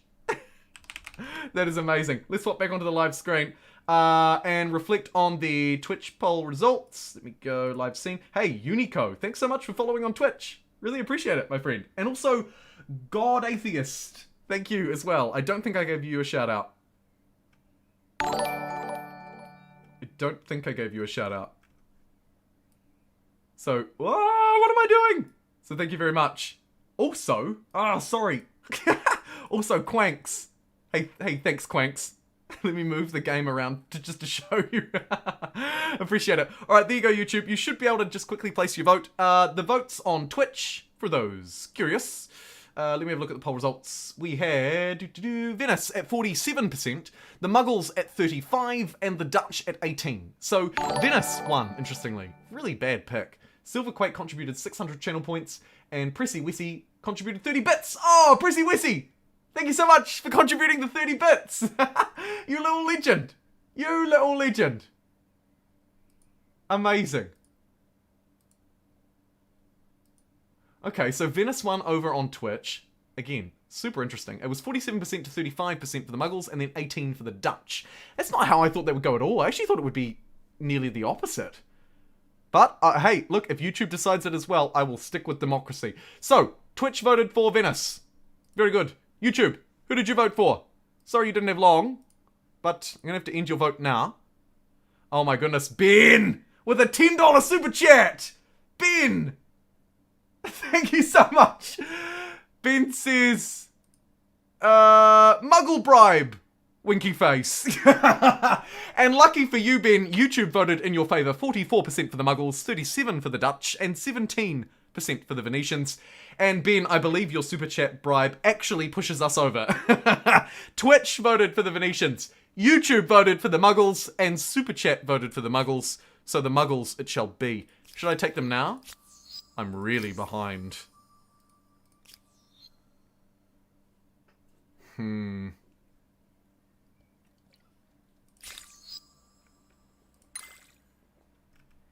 I think we need to get our technologies and stuff first.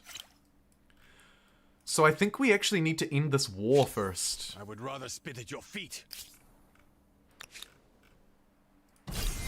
Right? Probably. Let's make progress on doing that by stabbering these units. Oh shoot, I didn't see that one in there.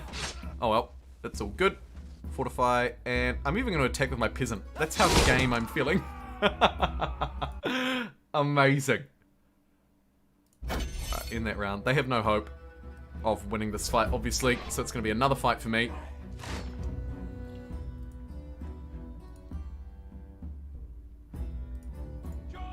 Again, more archer shots firing across the way. Not quite as good as they were before. Oh, that one was pretty beefy. And I'll just defend there. No need to stab in. This archer may need to retreat back a bit. I don't want to lose it, after all. And in theory, if I can move somewhere where they can't see me, then they won't be able to shoot me, right? So let's just move back. Finish that archer with that one, though. There's another free kill. And that should be this fight done, even though it is massively in their favor. I think I do just win this. I should keep on my flag, though, really, so that I can actually end this. Let's quickly grab this territory. It's a garbage one, no less. Smash that down there. Nice. Ooh, got 5 dudes looking for a fight. Okay. I can probably give that to them. I think I can deliver.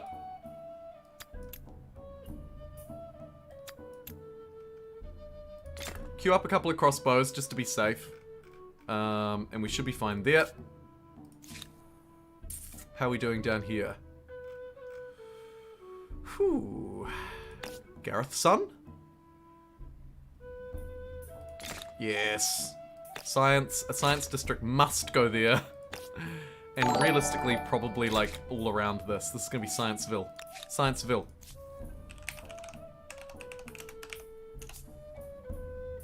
Nice. Just to remind myself. I need to build science in that place. Oh, God. Okay, you know what? You two, you're gonna break up and just explore the world.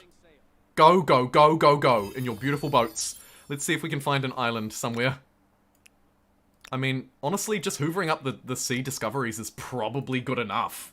Hey, Dwayne! Thank you for the 1 CHF. I appreciate your 1 CHF, Dwayne. Thank you so much.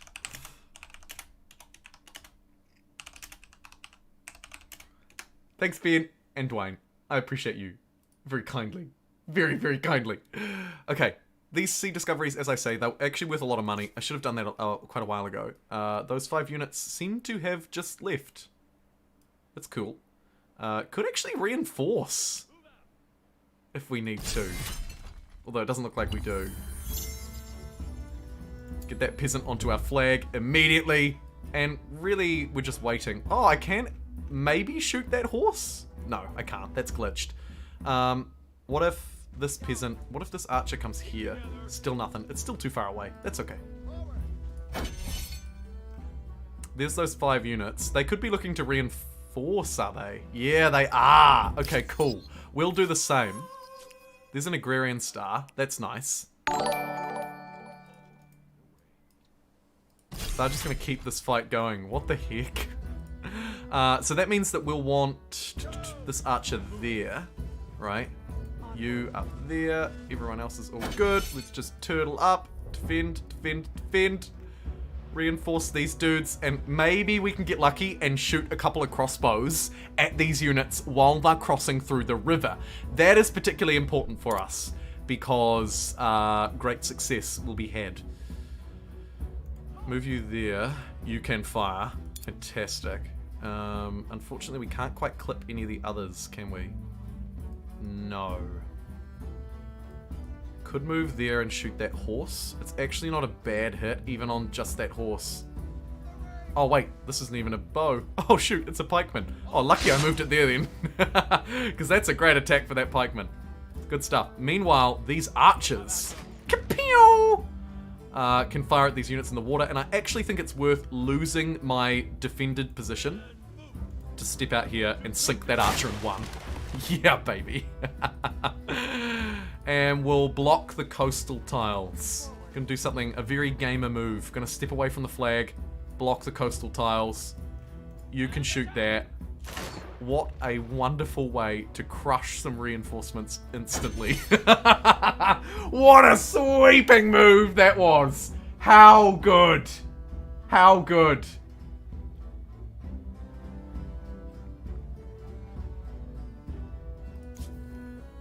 Stability on capital. Do I want to lose my spit it out?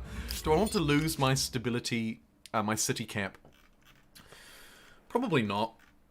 But I should replace, because actually it'll put us at 100. So it's actually quite a good pickup, really. Quite weirdly, actually.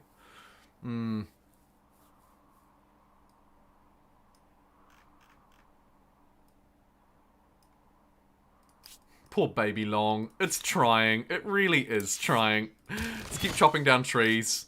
Try and finish this infrastructure and stuff in Parsa. It's actually getting quite full on people. Can I buy any of this out? No, but I really want to finish it. I won't spend gold to do it though, because we should probably buy trade routes with our gold instead. Makes more sense, I think. Cool. Alright, Parsa's doing fine. It's slowly catching up. Let's trade with our only trade partner. Buy their last pearls. Nice. That's all she wrote. These units are probably going to play an important role at scouting out trade partners too then, I guess. Free boat? Yeah! Free boat! Woohoo! I love getting the free boat. Ooh. And here are 3 knights that I could sink. Let's try and sink them with our free boat.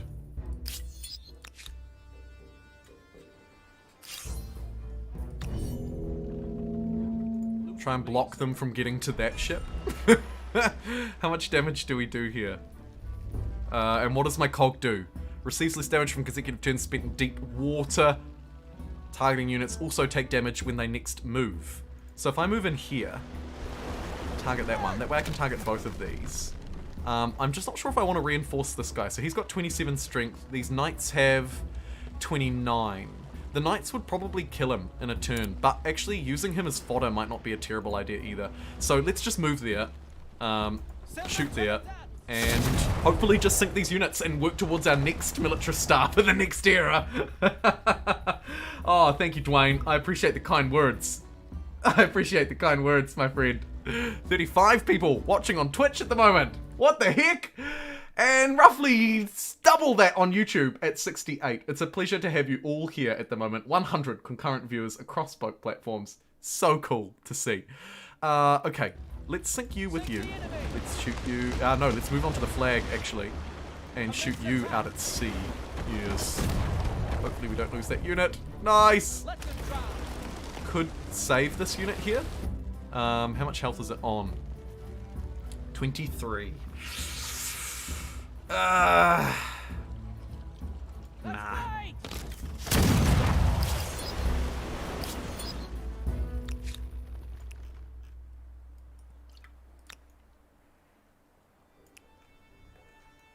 Oh my lord! Woohoo! Oh boy! We've discovered something juicy.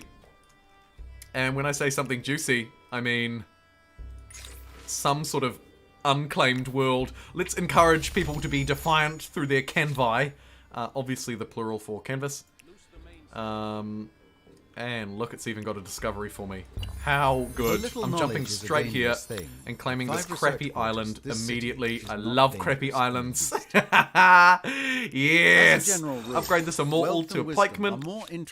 Sail this boat this way. They just got away, those sticky devils. Let's plot out the rest of this and see what this territory actually looks like, shall we? Ooh. There's a lot of land here. Nice. And, as luck would have it, I settled the right island because I settled the one with woods, which is always the good settle. Any more woods to chop? Yes. Keep chopping. Keep chopping. Oh. Trade luxury. Hey, look, we've met the Umayyads. And again, it's a default AI, I believe. Ancestor. Yikes. However, a trade partner is a trade partner. And I love coffee. Give me your coffee. Hofmeister! 3-month anniversary! Happy 3-month anniversary, Hoff. It's a pleasure to have you here. And I really appreciate everything you do.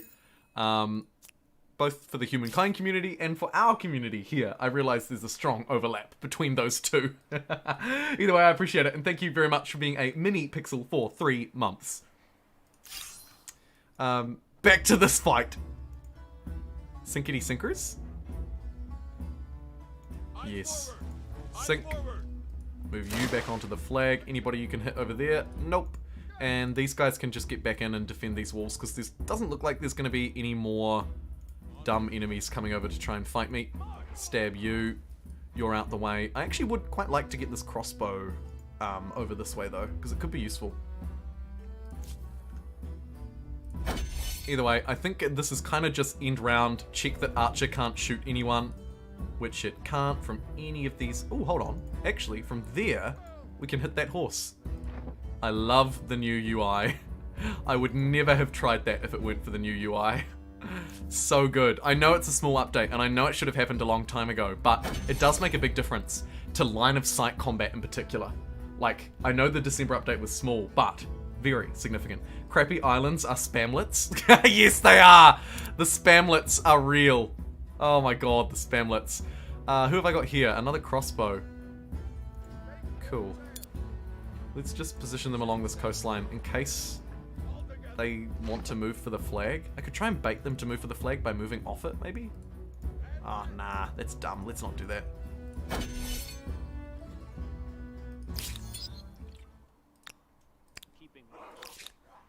Sipar, slowly, doing what it needs to do. Let's make sure we have someone chopping trees again. Maybe we make a northern city. Nah, not Kusa. Not Kusa wants to be our city still.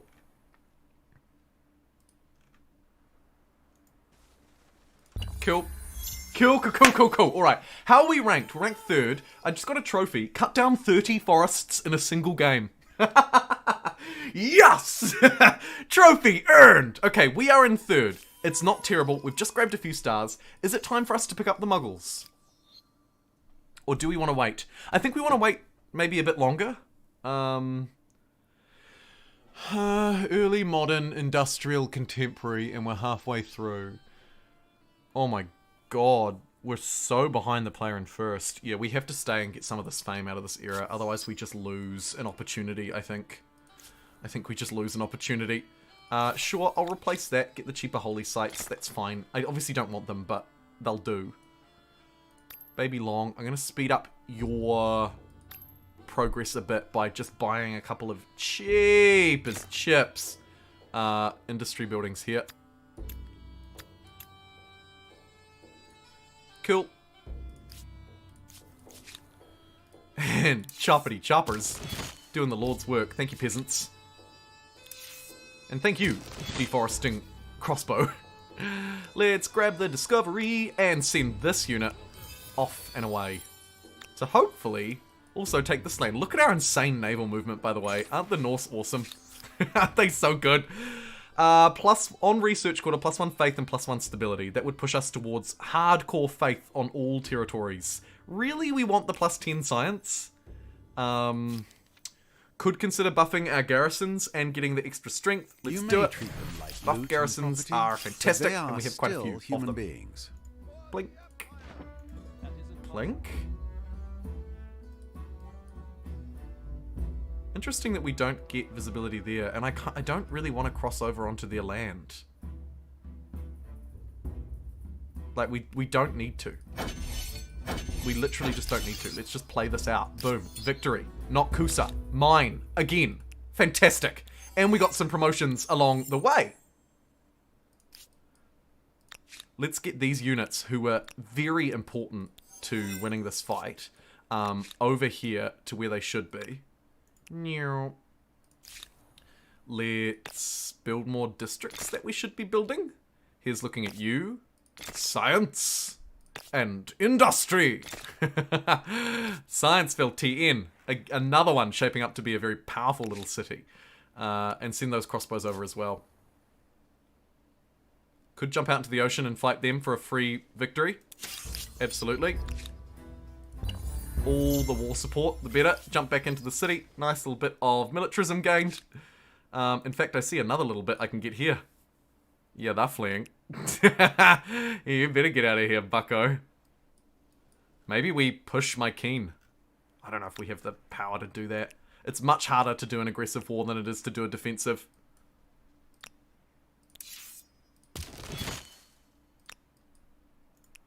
Although we do have a few troops coming over, it'd be fair to say. Enough blood has been shed. They would like to Shall we sue be for more peace. reasonable? I'm happy to consider what more. We refuse. Once again, Of course we refuse. you show how inadequate We you are, I see. -5 because white... This requires some Okay, consideration. so now we have to make up for that -5. How can I make up for that? We could go for this city. This city looks a little bit weaker.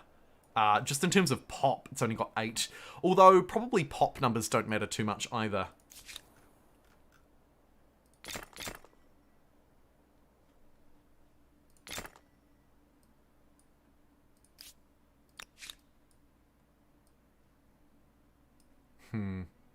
Okay. I'm fairly happy with this.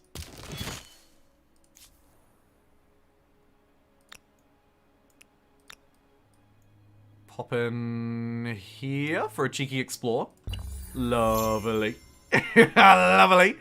And I You think we're treat away them laughing, right. hopefully. You'll only know the Haudenosaunee as peaceable. There's our agrarian star. I think we're probably ready to move through to your pick of the muggles very soon. If not, maybe over the next couple of turns? So there's my 1 tick. Could go for 2. We want to get the expansion of stars as well, because they're really easy. I think probably around turn 83 will be when we'll move. International trading. Good for someone like us who's been bogged down by a stupid war for 1 million years.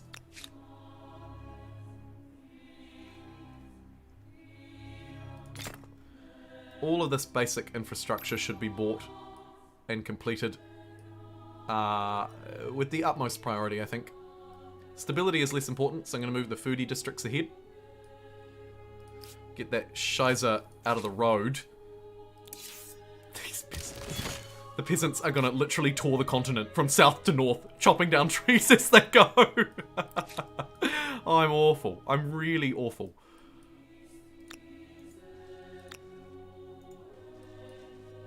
Five units in Notkusa, soon to be 8. It's good. It's good. My melee, all of my units actually are a little bit outclassed, aren't they? Maybe we go heavy infantry for that sword next. Yeah, let's build some swordsmen and upgrade them to the heavy boys.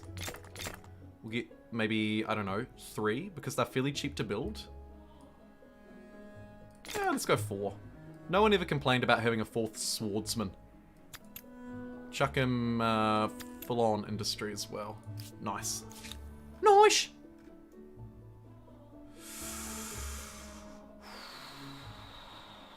I think we run back onto our own land here. Try and pull our units together. Go for a strike on the smaller city, I think. We do not want to declare war on you, Different but... haircut? Hello, Makeda! Is that another default one? Really? Did I get all of the defaults in this game? Either way, let's trade luxuries with them. What the heck? Racing. Are you I serious? like you. I agree. Do you want to trade everything? Here is a proposal. Stuff you. I am angry, and this. The trade everything never works. Like, doing the immediate trade everything never works. I just should not do it. I should just not do it. It just does not work, and I just shouldn't do it. Howdy, Blaine! Thanks for tuning in, friend. We got record viewership on Twitch today. 37 viewers. We are going strong. Also going strong on YouTube. 66. Random seems to heavily favour the default personas. Yeah, it does. Or maybe we're just heavily unlucky. It does seem to, though, doesn't it? Wish there'd be an island slider in the options. Not fan of heaps +3/+3. There is a way to change the islands, isn't there? Or is it just lakes, ocean, and everything else, but not islands? Maybe it is everything apart from islands. Either way, PH, that's a good suggestion. If there isn't a way to tweak island size, there should be. There really should be. Do it. Do it. No. Keep exploring. Go, go, go, go, go. Go, go, go, go, go, go, go, go, go. There's Mount Roraima, my favorite. Yeah, I'm just thinking, I mean, this city's only got 11. Difficult to land on in terms of, there's actually quite a lot of city districts. Could maybe use a harbour to attack it. Wondering if we need to make this a city, a new city. Pump boats out of that harbour. I think that's the play, actually. Let's divert. Let's divert over this way. A couple of units. If we can turn that into a city quickly, it's going to take a few turns, but we can turn it into a city. Build a harbour. Oh shoot, can its boats actually get out? No, they can't. Oh, that's so awkward. Can we get another harbour here? We can, but we'd have to move away from the Norse. So the players probably change cultures, move away from the North. Literally just about to end. We still live on YouTube? It looks like we may have lost Twitch. I'm hearing lots of uh-ohs.